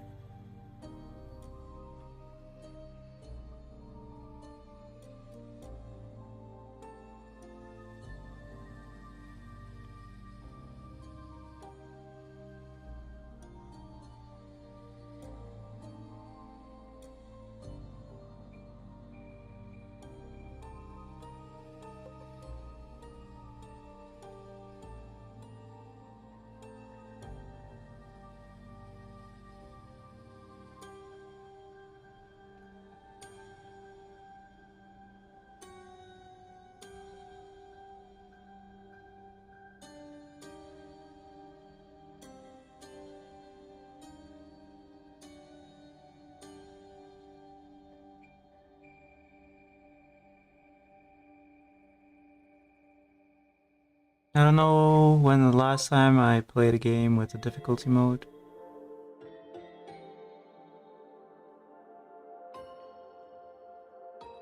I guess Bethesda games have a difficulty modifier, but I don't mess with them. I'd have to be something Nintendo. Kirby Land. Zenless. Zenless doesn't have... Well, I guess the challenge mode. Challenge mode is not a challenge mode. They have to make their game really stupid and easy because phone people, like a lot of gacha games, it's just they need to make the enemies way more aggressive than they are, like 10 times more, and like change combinations too, because like if they have mobs, they need to diversify the mobs so that the mobs can support each other and like use tactics, but that's never gonna happen in Zenless or most gacha games. They're not made for that. Let's say delete the game, though clearly it must have been too challenging. Well, you were playing with, like, you said you had nothing on your characters. So like that could be part of it. That's like a artificial difficulty modifier. Whenever there's a... They just like put the numbers up and down. When they make the characters take more damage or deal less damage, that's all artificial. Yeah, so if it was still really easy, then it was... Imagine how easy it is for like people who actually upgrade their characters. It's like no challenge at all. There was like...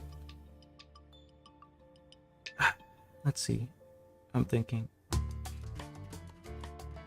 Even the hardest game content, like I'm not a whale.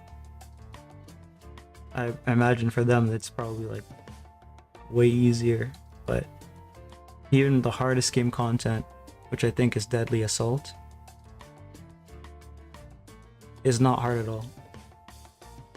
Like there's no threat of dying really, unless you play like a proper tard, but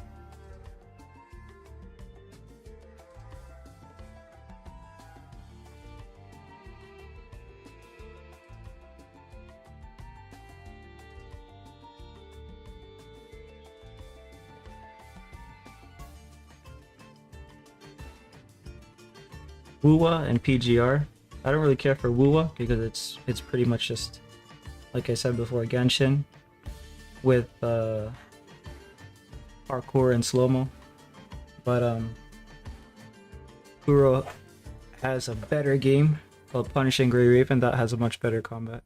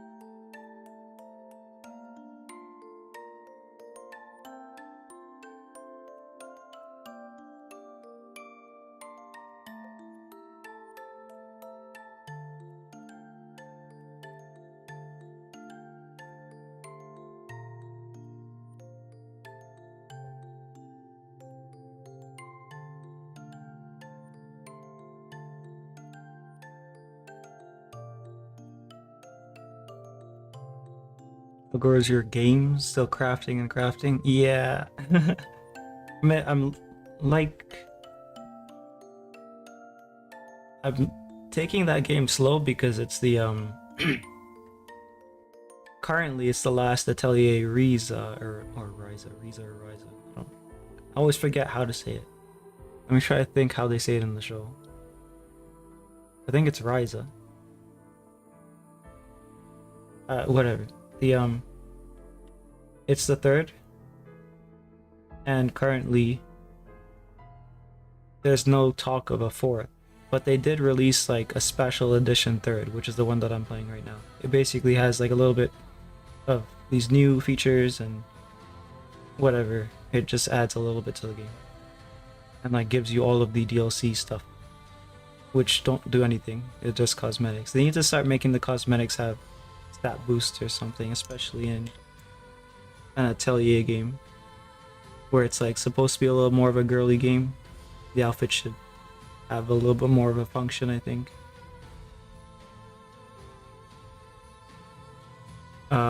I think the studio for it got merged though with another game studio,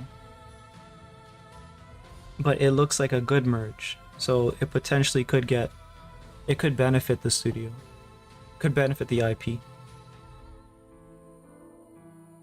but that's yet to be seen. The merge happened pretty recent too, so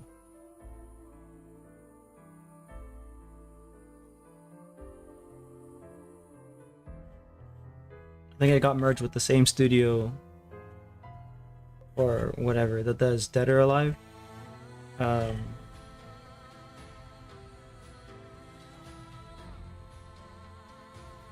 yeah.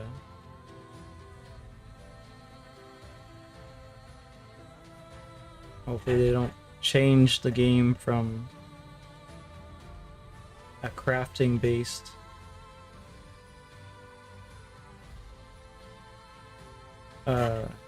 progression to like something else, like a typical RPG game, JRPG game.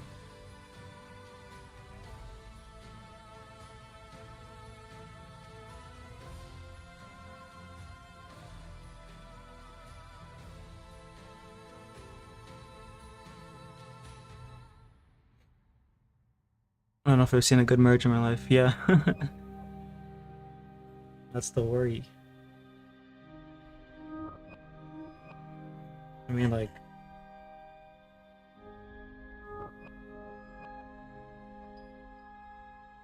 there's technically some other franchises, I guess, that are also doing the crafting thing, so I guess they could pick up the slack, but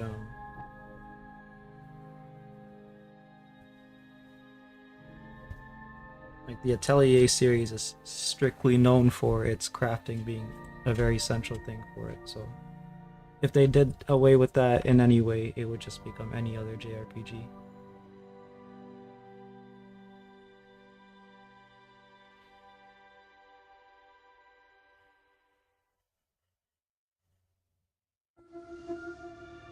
At the very least, they'll keep the good-looking characters, I guess, because it's the Dead or Alive studio, so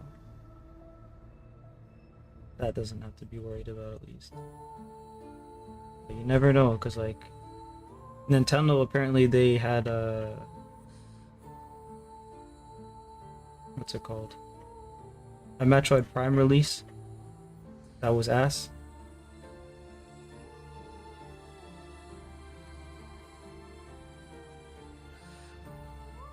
So if even Nintendo doesn't even know how to treat its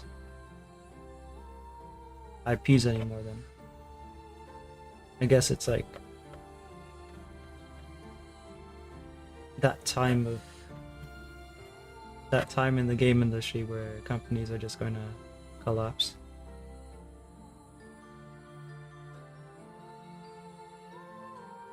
The Prime series,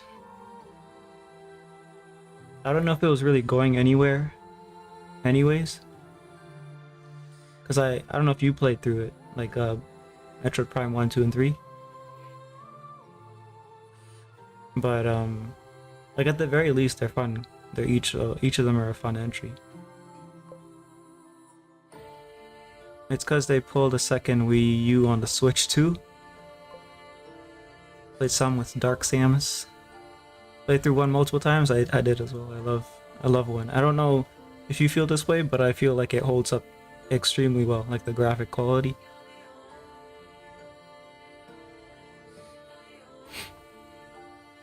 Only half of 2. Yeah, 2 feels a lot more boring than 1. And then 3 is a little bit better than 2. But maybe it's because it has those maybe it was funner than 2 because I was playing on the Wii with the pointing screen mechanics and stuff like that. For being a GameCube game, yeah, that's how I feel about it. Rivals Xbox 360 and PS3 era. X-ray vision and ambient beam lighting were my favorite parts on the GameCube. So imagine how I felt when both got botched on the Switch.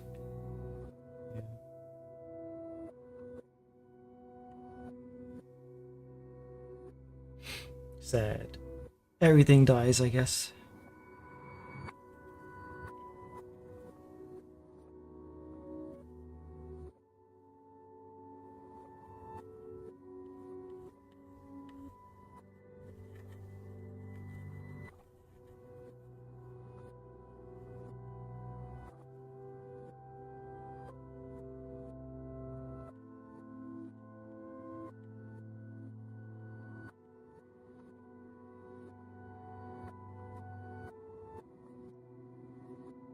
Good thing we live in an age of emulation. Yeah. Well, my GameCube still works. All of my systems still work, actually. I mean, last I checked, I could very well turn it on today and it doesn't work, but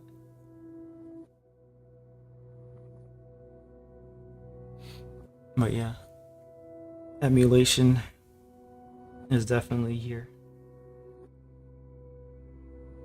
There's some funny games that are secret, I guess like secret games, but there have been people who are still developing for old consoles and releasing games for old consoles, but they're like unknown and part of like sometimes part of the ARG project, sometimes they're just like random thing from random person. Not necessarily good because, you know, it's just like a stray project or something, but it's interesting that that can still be done.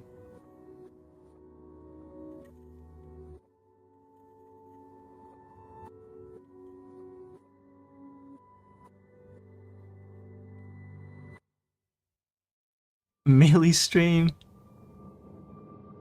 I don't know if I could emulate and play on the computer. Um, yeah, I would be running Link though, because that was my guy. I used to emulate it when I was living in a basement with my brother. We used to emulate it and call over people and just play it like a tournament on the 27-inch old Mac that I had. And it ran super smooth for some reason, even though the Mac was like 4 GB RAM.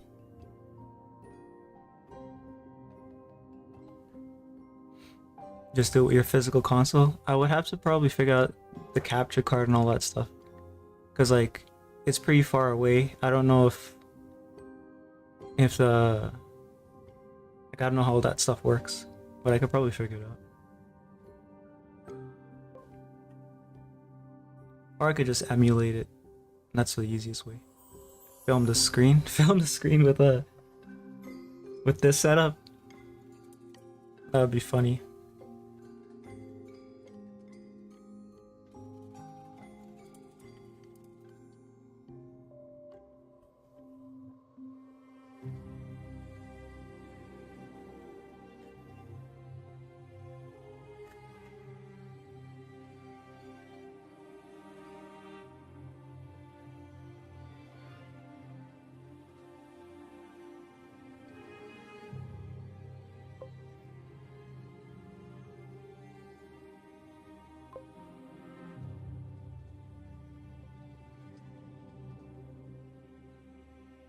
What are some games that we should have had like sequels for, but we didn't get any? Or like, oh, hey, Spider, how you doing? Catboi time. Yeah, we should have started paying this a while ago, but I don't know. I got carried away, I guess. Because we have the concepts for it. It's basically gonna look like this at the very, or not like this, more like this one. But yeah, we should probably get started at least with a ground layer of paint. Oh yeah, the tail. Need to figure that out first.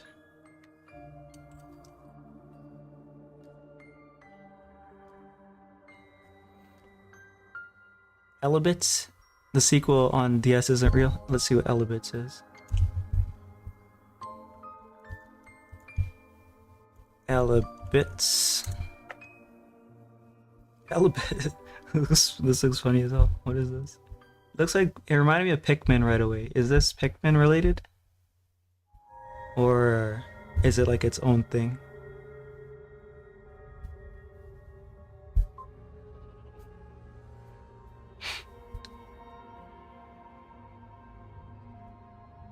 I remember the character's name, Vagar Modir, Whisper of Winter. What is that from? In Call of Duty? Oh, Vagar, let's see. Vagar Modir COD. That doesn't look anything like her. Yeah, this is like a completely different character, bro.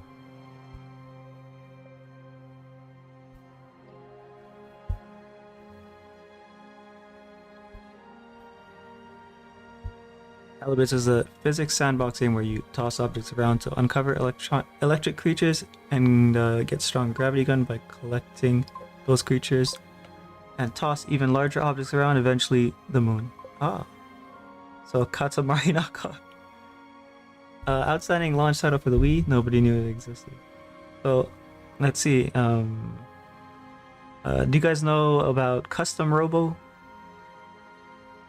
Everyone knows about F9, or not F9, F-Zero.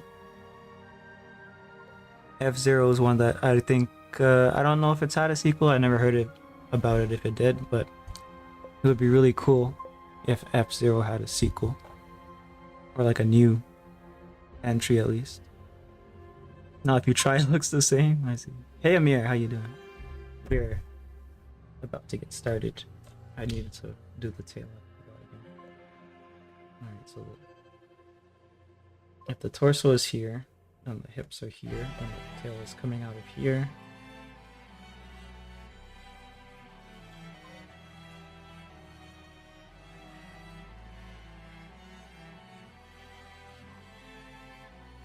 Let's go with this. It's gonna go like that.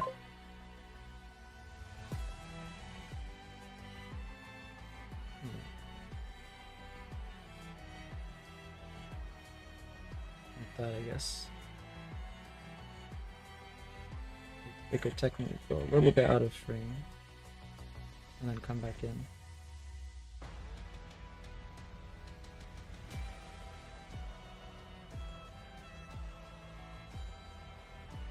And this side of it is going to be less developed than up here, so it's not like it's taking away attention wise.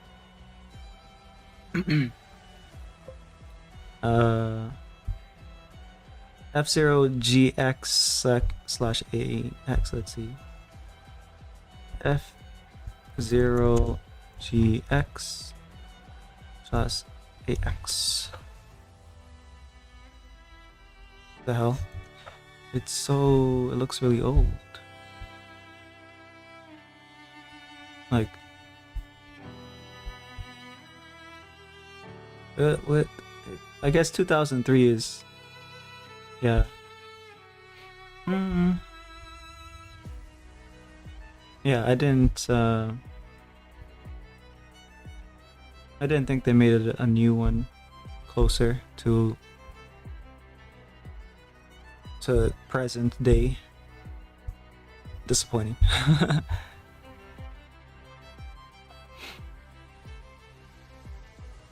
JX is the best futuristic reaction racer.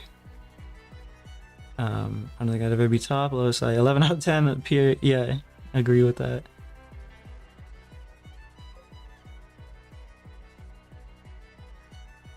JX is like, fine wine. Highly recommend trying it out. Well, considering what happened with Metroid Prime, maybe they shouldn't remake it. Maybe we're good.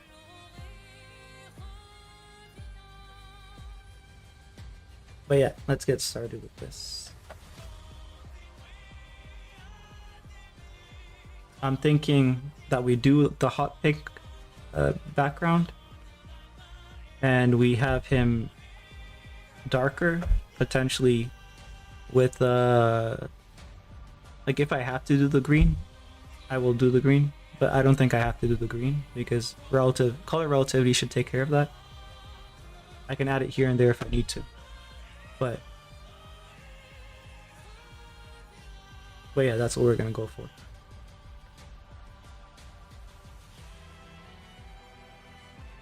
Let's see what paints I have.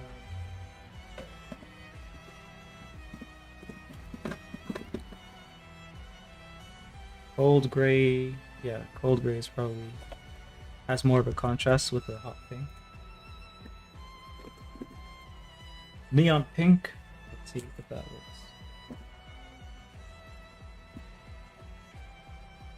And some black. This is black from, at this point, this tube of paint is not quite 20 yet. Wait, actually, okay, so if I'm gonna be 33 this year. Let me do the math, hold on. Is there a date on this, actually?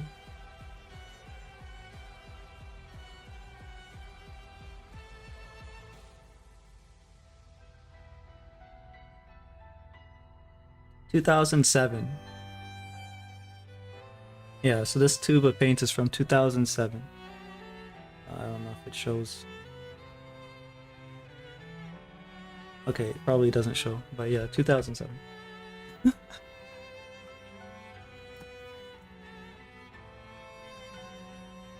Let's see if it still works.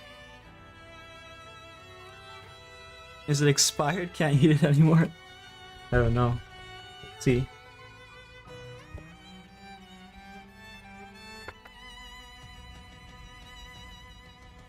Nintendo would need to have the moles to make a racer utilizing analog triggers. Each degree of pressure on the shoulder should influence how you turn. Yeah, that's important.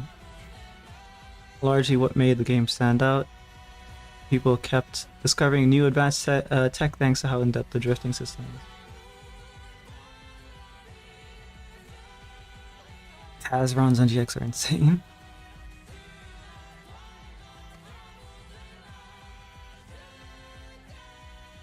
Need some white as well, I think, right?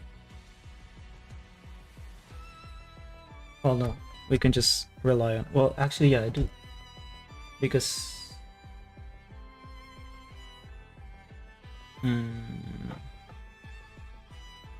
Yeah, get the white.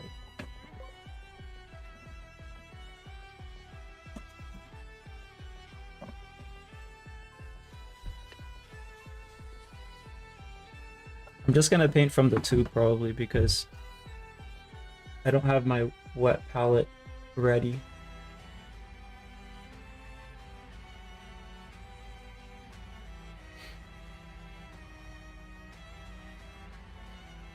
So it's just gonna be flat colors.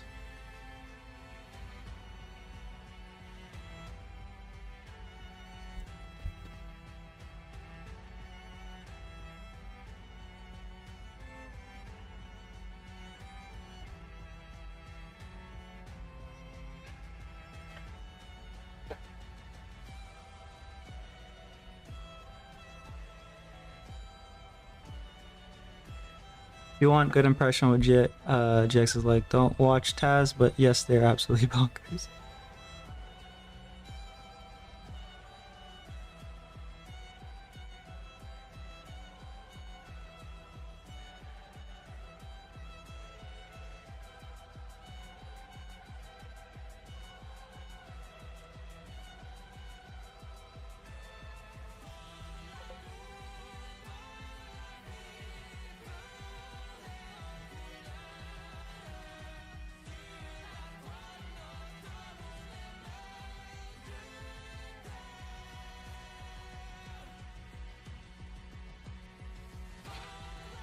But yeah, what have you been working on, Spider?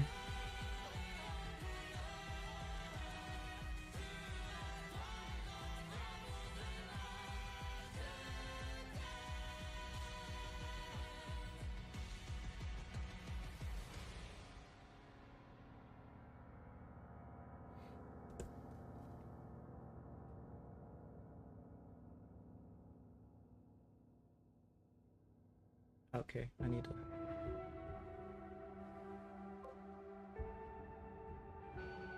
A little bit of everything. Pencils, digital airbrush.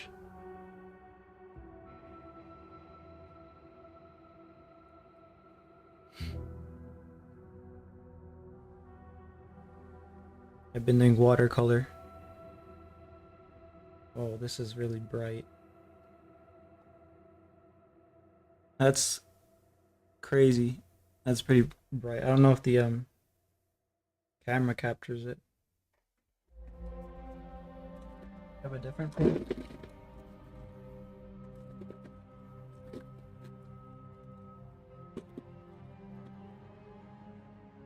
Magenta light. Neon pink is too bright.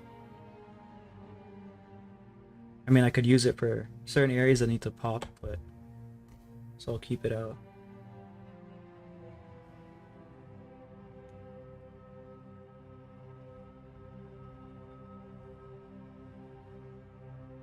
This looks really dull in comparison, but I'll use it instead.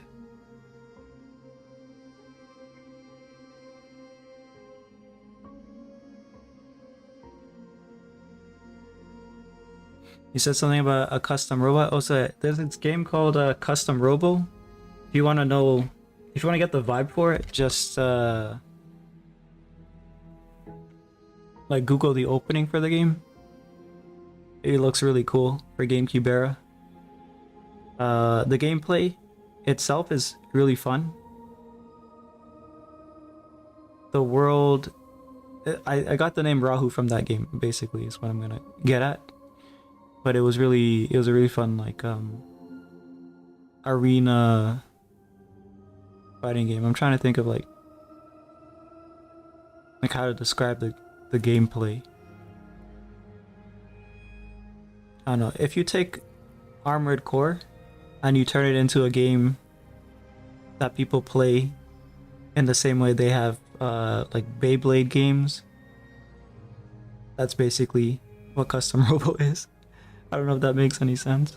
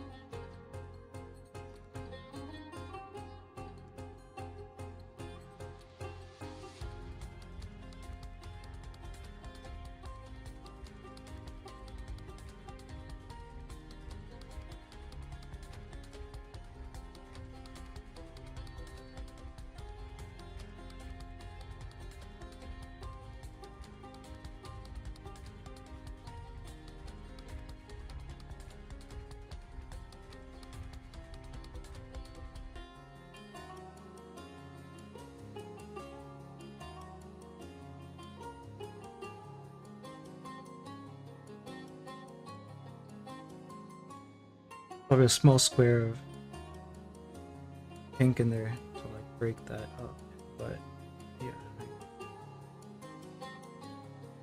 I need to actually paint that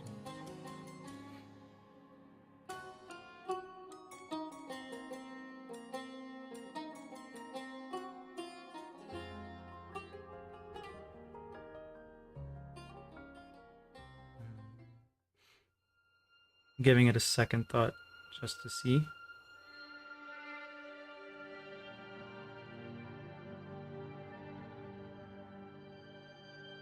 Just to see like if I want a darker background actually.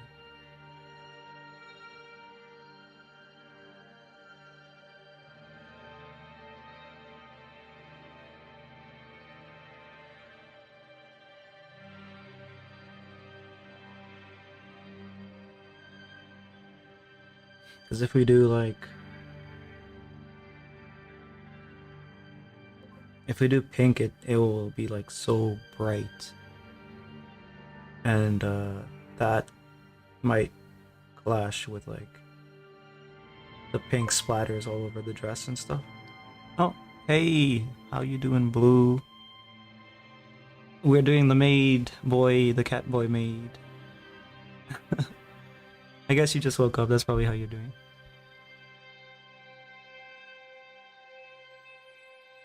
But yeah, let me just show you what the plan effectively is. This was the concept. I have a bunch of notes and stuff. And kind of fleshed out a little bit more here. And yeah, now we're here.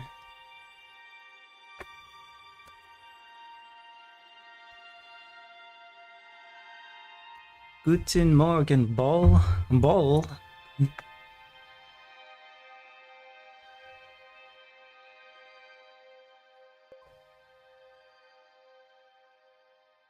Ball.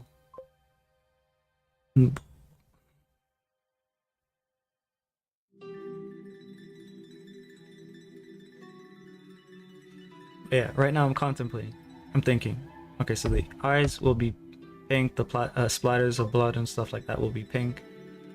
Most of the figure will be grayscale, black and white.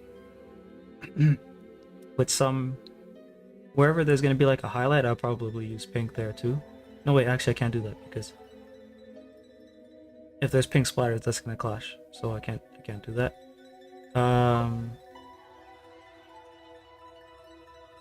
I guess we'll just have it in gray and push that back so it's like dark. Have some green maybe for contrast, like really little amount of it. Ich bin ein Ball. I'm a ball. The concept is really cool. Yeah. I'm just thinking right now how to execute it properly.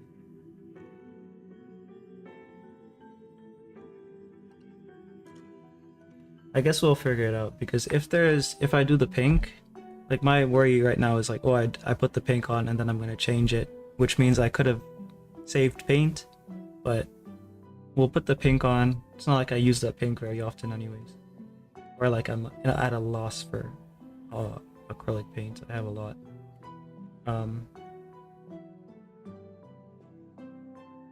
We do that, and then if we want to like darken it, I'll just like maybe use the charcoal trick.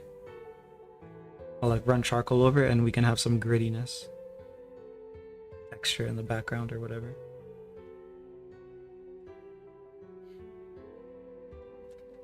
But yeah, let's go for it. Oh, this neon. Magenta.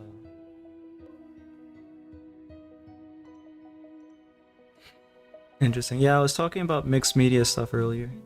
Like I did some research to like figure out what the layering of various materials are ideally in terms of like the chemical bond and the mechanical application of it. So you have like, you obviously can't put water based on top of oil.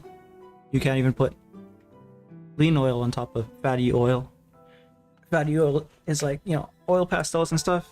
You finish with oil pastel because nothing's going on top of it without causing a disaster or whatever.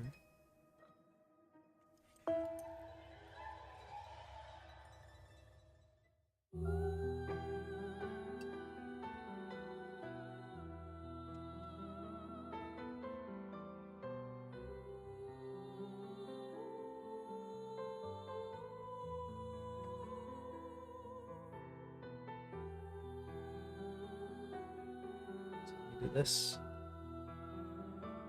Let me get out the bigger one, bigger brush. That will help me faster.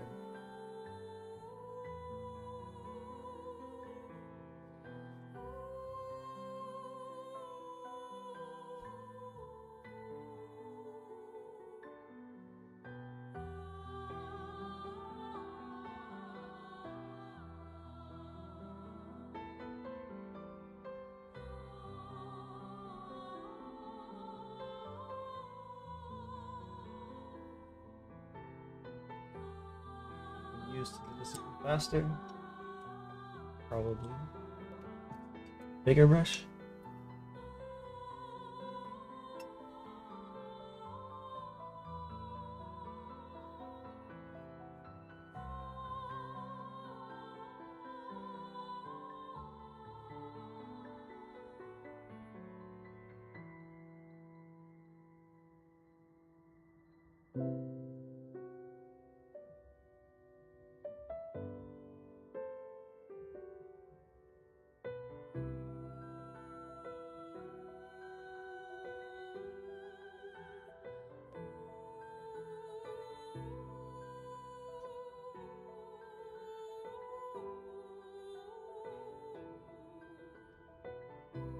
Quick dry so quickly. I airbrush water-based paints on top of alcohol markers. The layering is definitely important. Do you find the alcohol markers ever like fade? Because I was doing research and it was saying that because alcohol-based media fades, it may or may not be what I want to use. I don't know.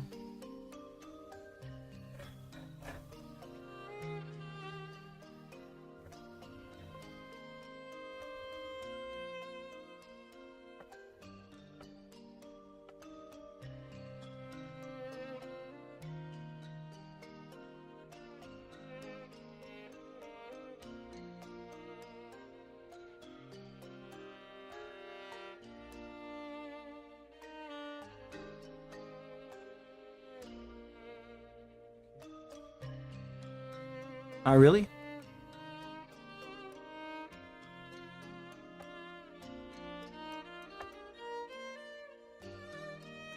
Like the saturation doesn't go down or anything? Maybe I'll consider it then.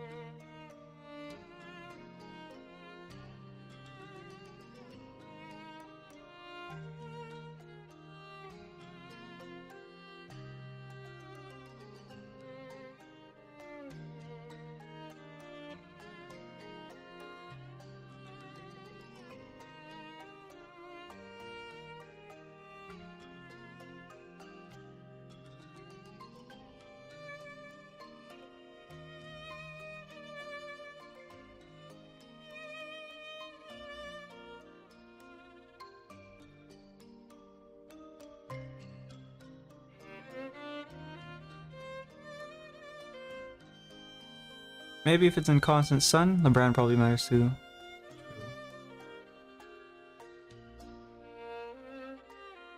Mine's stuff is never really in constant sun, cause yeah, I'm never in constant sun, so I'm probably safe from that, I guess.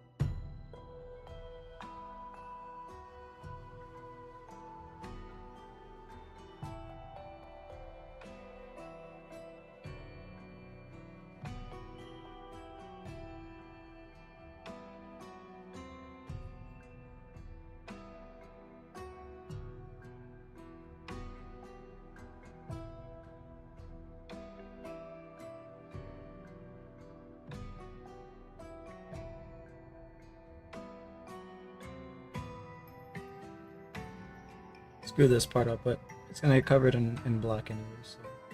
Or gray first and then black. Yeah. There's a tail.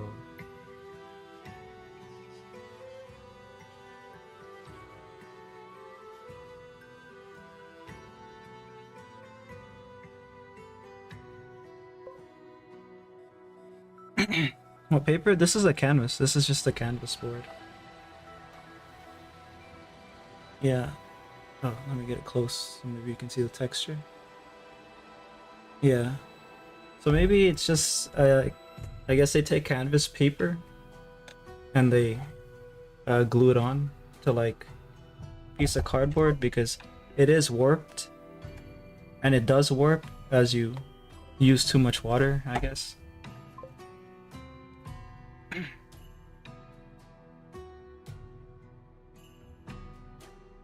Really cheap. That's basically why I bought it. Ah, I lost my skin. The layers, huh?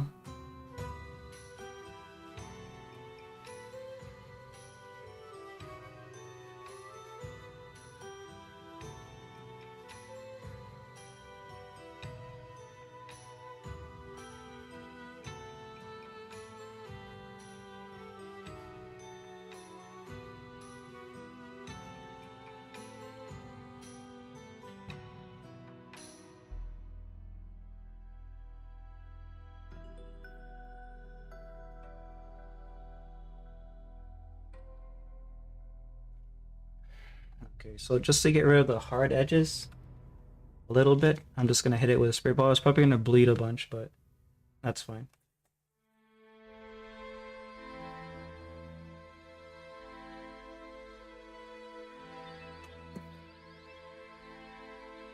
That just kind of keeps it wet a little bit too, because then I can have the gray that I'm using. Cold gray. I'm in between mixing my own and using the cold gray. I should probably mix my own because if I want the color relativity trick, oh crap. If I want the color relativity trick to work, then I need to have some green inside the gray.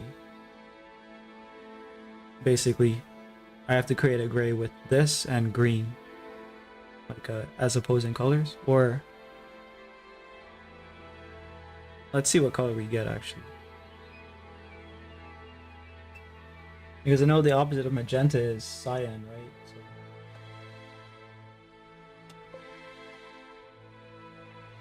a lot of this is dangerous stuff. What the digital process you're doing, or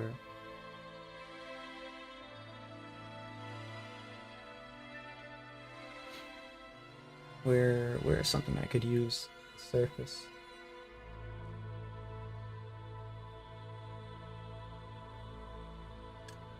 I could. Oh yeah, that's gross. I was gonna use this, but it has like a bunch of rust splatters on it.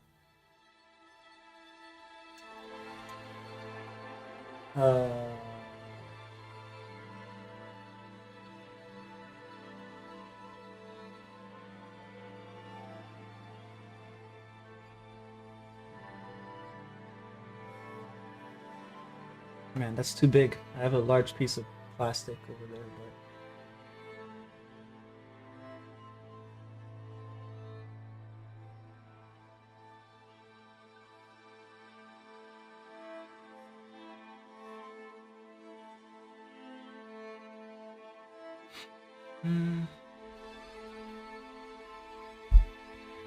I mean, this is what I was using for watercolor.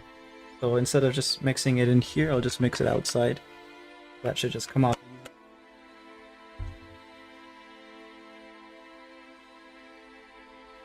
I'll do it up here, so in case it splatters or like flows, it will just flow down.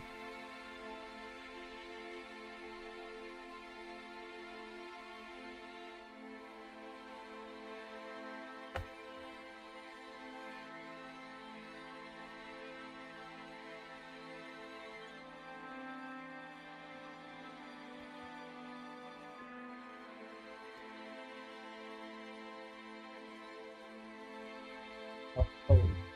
Okay, well here's the trouble. I don't think I have a...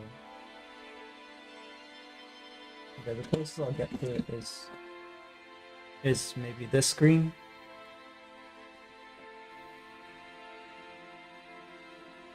Yeah, I think this will work. Emerald green as an opposite. Let's see if that works.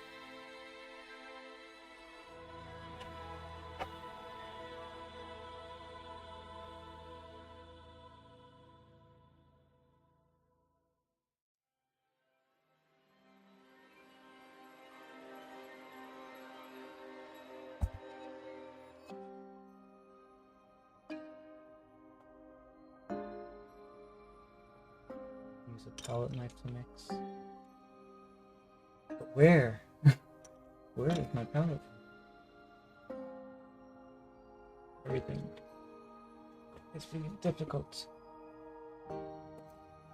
Because I haven't painted acrylic in a while, so I probably misplaced a couple things. Okay, never mind, I found it. It was just buried. Oh. Buried and broken. Okay, I can probably just glue that one day.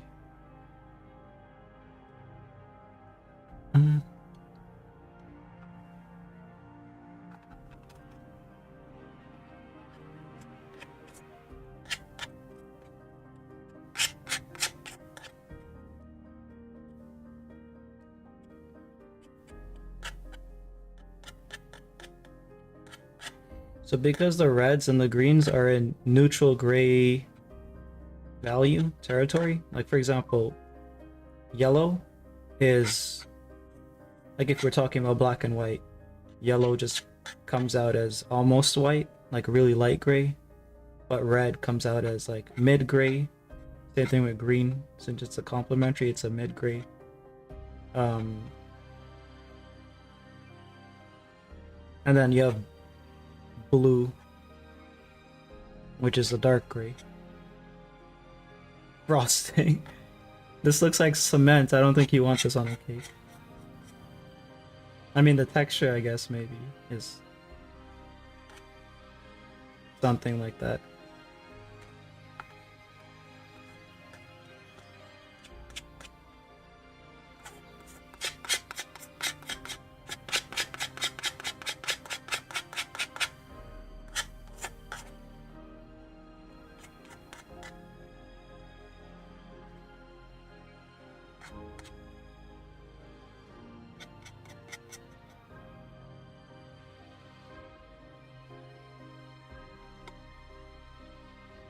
You're gonna have to use it quickly because, like Spider mentioned, it dries real quick. I'll probably use a smaller brush than before. Maybe this will work. Yeah.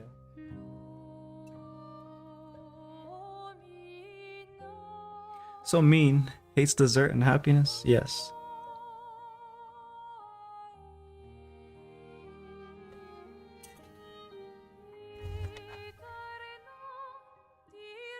Alright, so where's the neutral gray zones? Because we have the black zones, I guess. Most of it's going to be here. And you can always paint black over it. The things that I know are black, I guess, I won't paint over. Because we can just go straight to black with those areas, like the hair and stuff.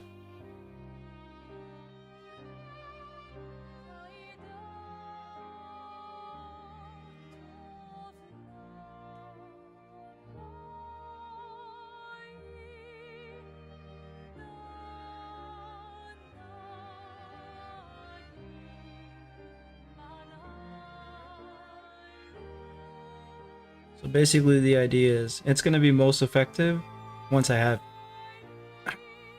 more coverage. But like I was explaining yesterday, because the gray that I've mixed has both this pink and green in it, the green is going to come out more if it's surrounded by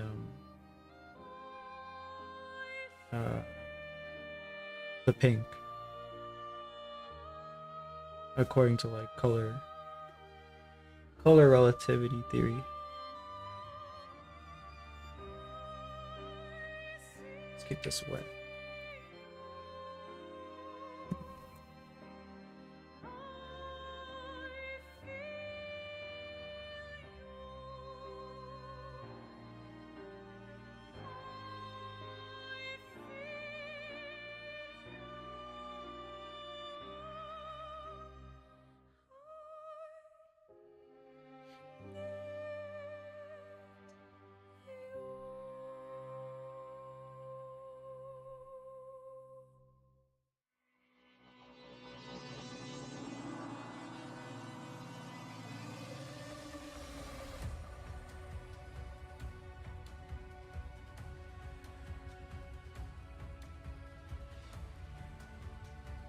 And then anywhere I need to bump, I'll bump, but we'll see how much of the trick we can pull off here with just the color theory.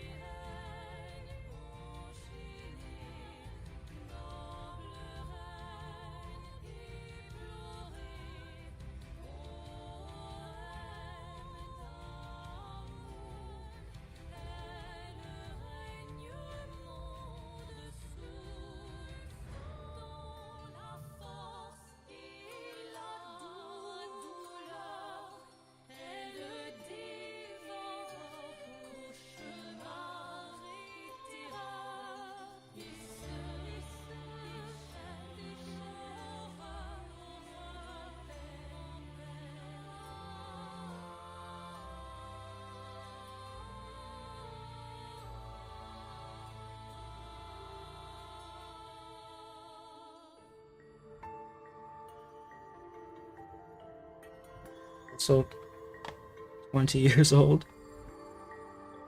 So all good still.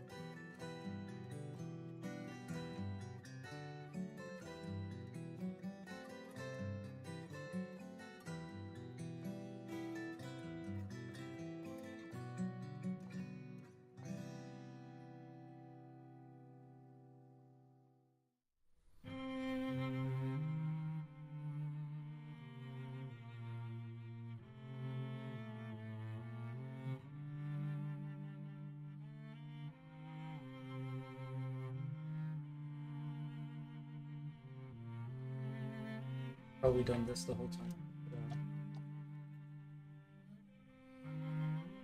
I usually improves flow a little bit.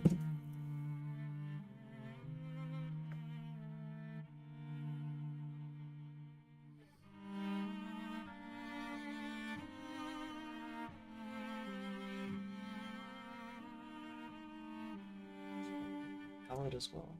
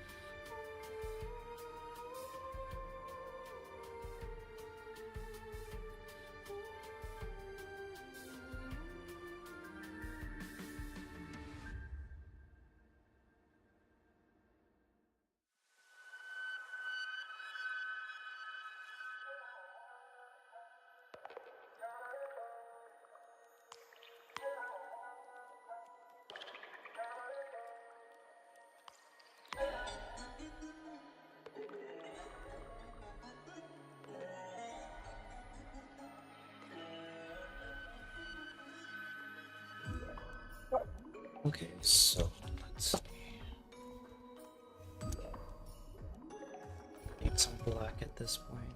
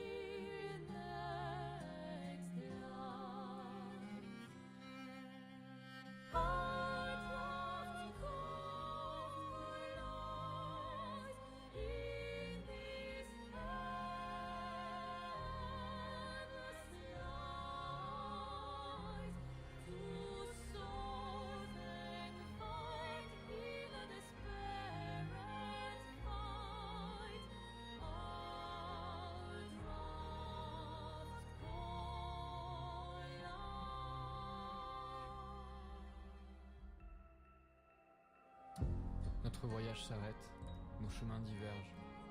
Alors que l'un s'éteint, écoute le chant lointain. Laisse derrière nous ce cœur immortel. Dans ce monde peint, l'amour est artificiel. Dans ces mondes reculés, nos histoires se rejoignent, dérivant vers des toiles incertaines. Dans nos cœurs, un lien éternel brille. Nos dessins se confrontent. Pour nos âmes enlacées, pour nos cœurs déchirés.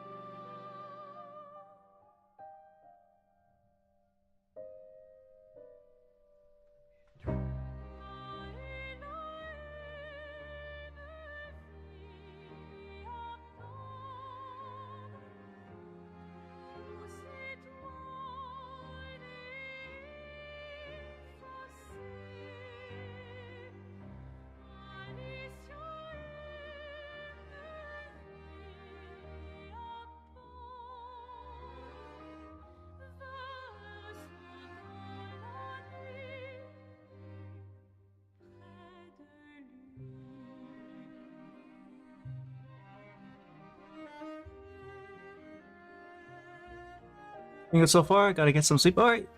See ya when I see ya. And have a good sleep.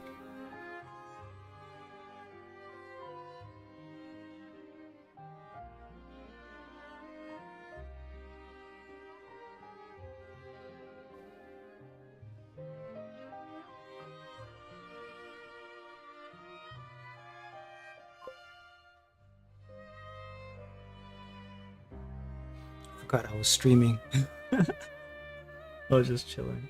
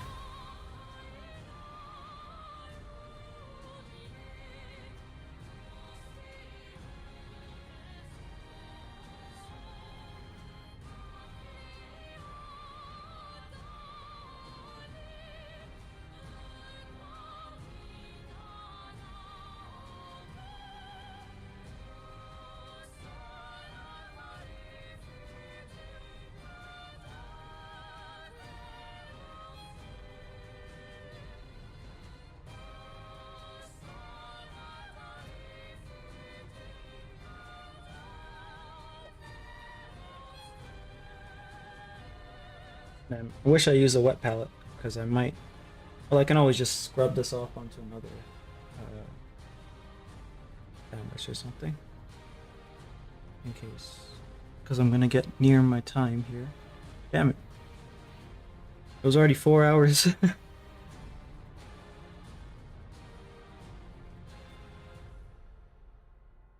I checked it earlier and I thought that I was nearing 4 hours, but I've exceeded 4 hours. I guess I should be happy about that.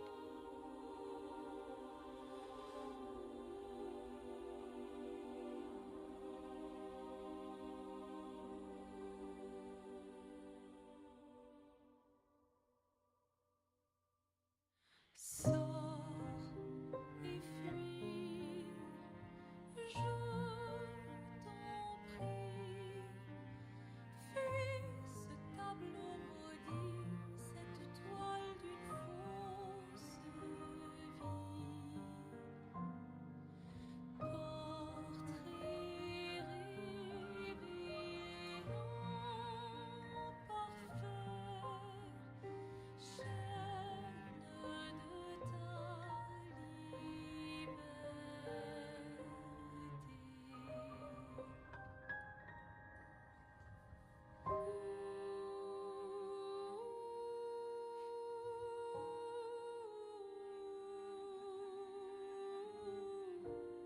But yeah, this is most of the, I guess, base.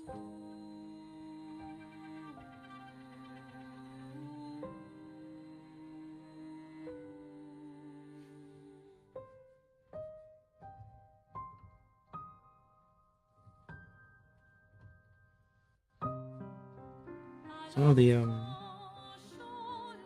facial details are gonna be difficult to kind of figure out because they're so small. Or like, I guess the brush I'm using is too big. Could be it too.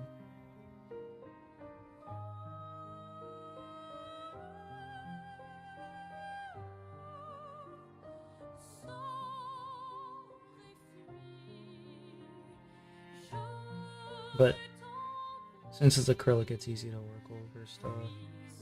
And it's more for a detailed passing.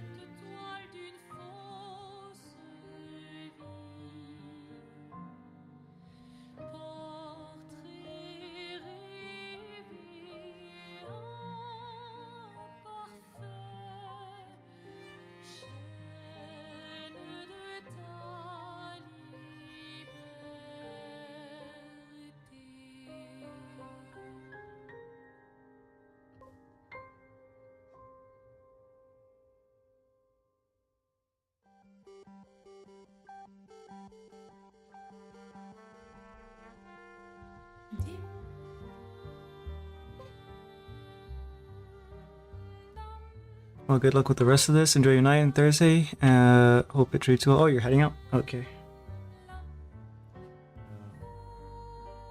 I'm going to continue painting for a little bit more.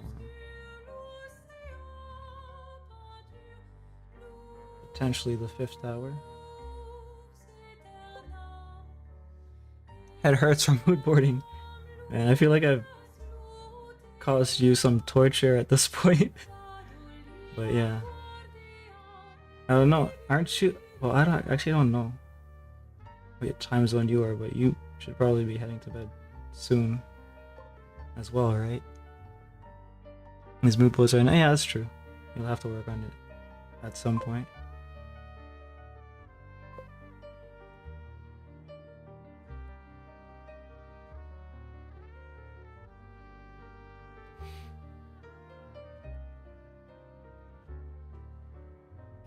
Yeah.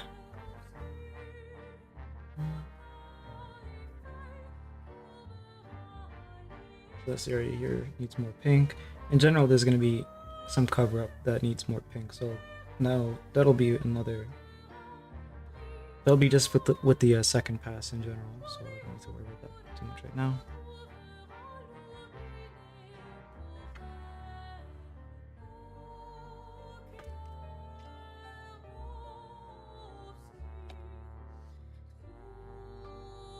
Thinking about what I can eat. What's there to eat?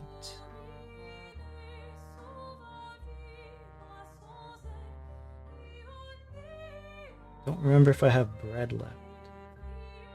Then I can make some tuna sandwiches or something. Otherwise, crackers and tuna. Or maybe just plain tuna.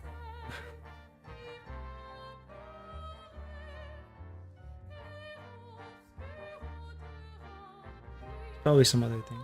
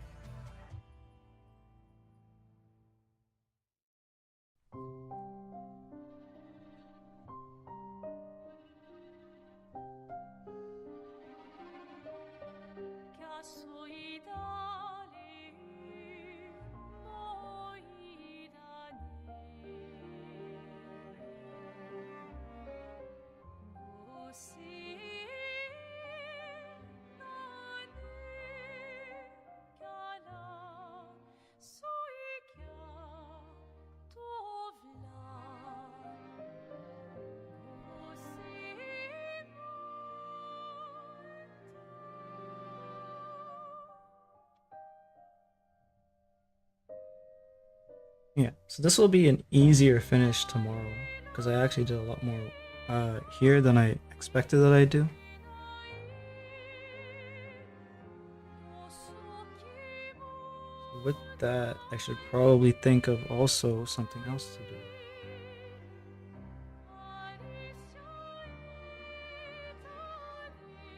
Like tomorrow.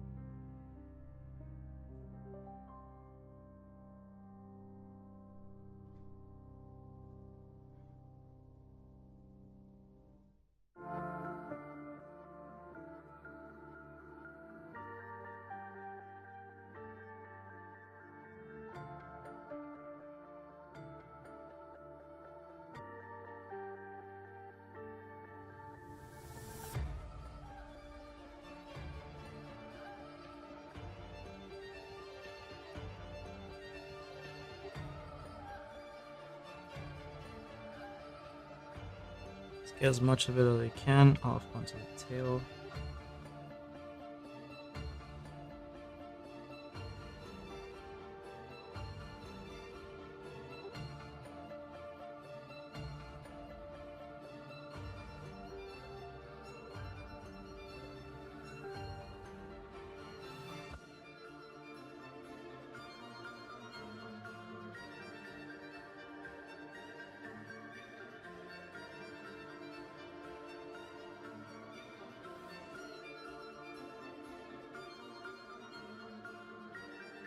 I have to make it a lot bolder here because I don't want it blending. So that's next time I get the tube of white out. But I guess at least at the bottom I can darken it.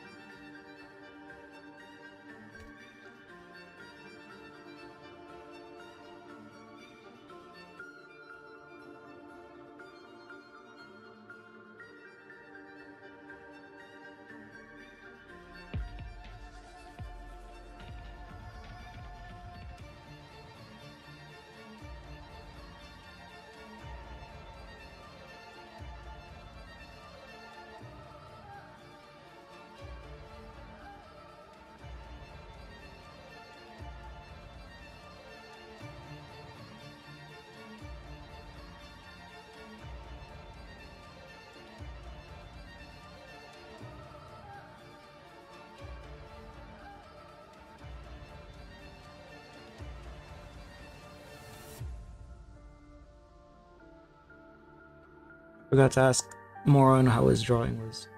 I don't know if he ended up doing it or not. Guess I'll find out tomorrow.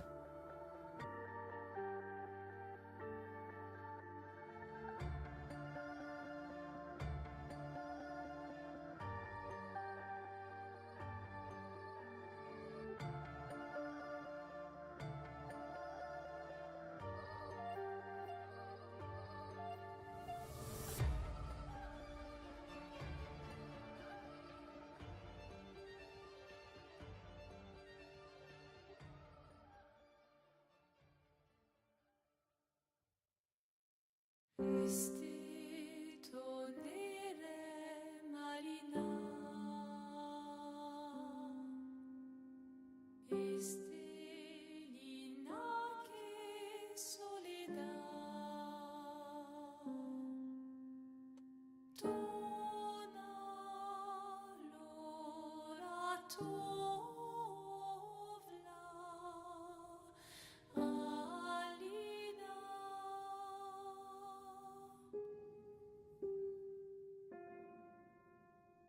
Esta surano taki merenoir tonarego verso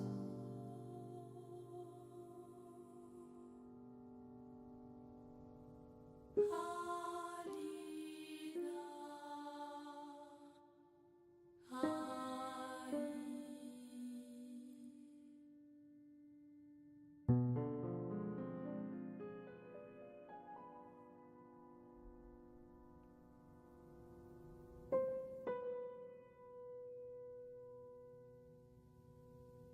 Livare Alina, livara sovra, a chi saranno ita Alessia.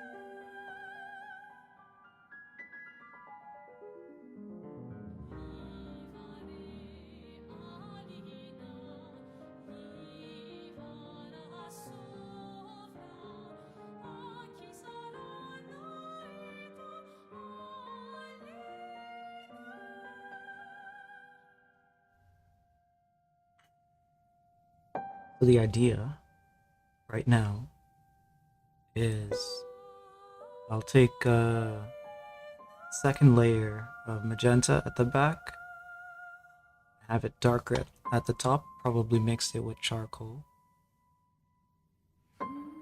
and lighter at the bottom. I can probably use a neon magenta or something like that.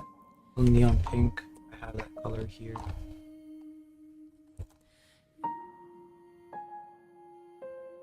Let's see how that goes tomorrow. But then it would also be the same pink in here. I could add pink. I could add some green wherever I need to kind of create a little bit more contrast.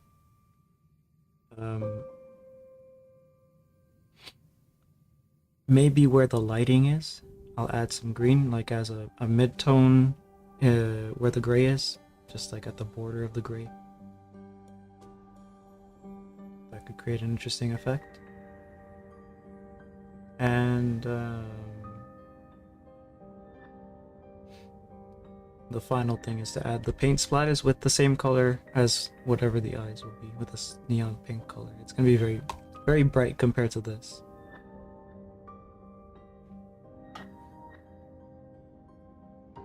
But yeah, that's the plan for tomorrow. I don't know if Blue is here. How do you like it? If you're here, how do you like how it's going? Is this anything like your vision, or have I departed? Have I departed far from it? He's a yandere maid now.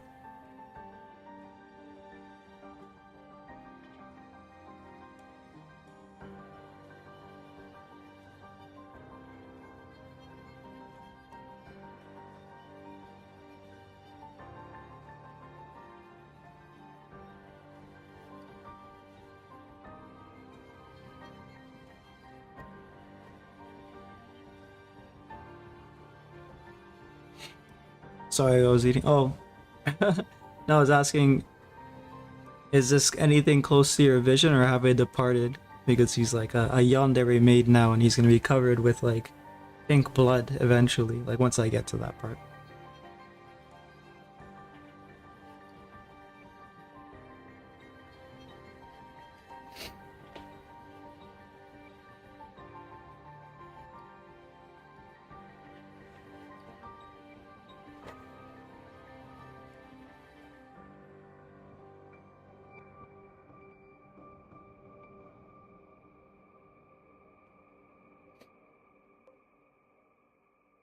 Yes, as long as the maid vision's there. As long as he's a maid.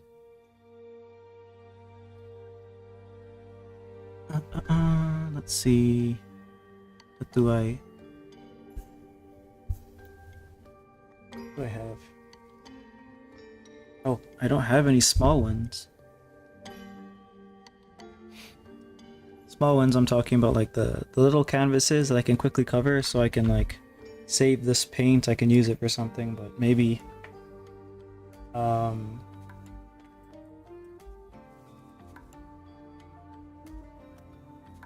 mean, these are watercolor pads for testing. Watercolor, I'm not really going to use them for anything as far as an art project is concerned.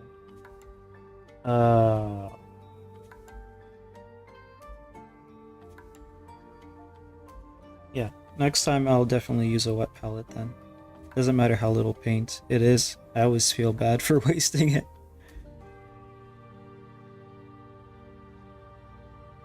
Maybe if I try to like just add it onto this.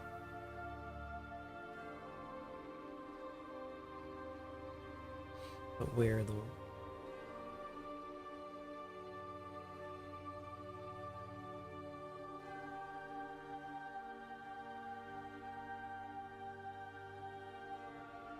Probably here, because it's not like it matters much how the details are at the bottom here. It may well just be like, you know, add as much paint as you can and go wild. Because, yeah, this makes sense here. Because the bottom layers don't really matter. They're already kind of impressionistic, and they're probably going to be that way.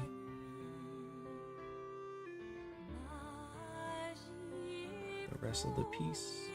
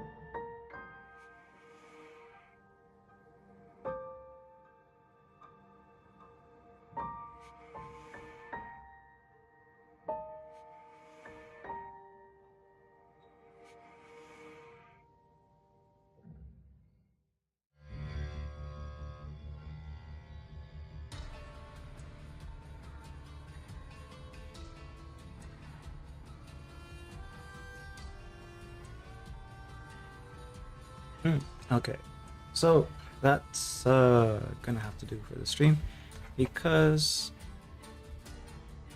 yeah, probably can't even spare another hour. Kind of do feel like working on things more, but I don't have the time to do it. I'll just continue it tomorrow because we're about 70%. I would say complete, and I'll figure out what else to do tomorrow to like pad the time a little longer. Because like I was saying, I need to continue to stream for longer and longer so that I'm ready for March. I'm gonna try to stream like almost every day for a really long time, or potentially like 2 streams, like split the time up. But I have a lot of time in the middle 2 weeks of March. I just need to plan some projects to work on throughout that time. But yeah, thanks for watching. I'll see you guys tomorrow or whenever. Yeah.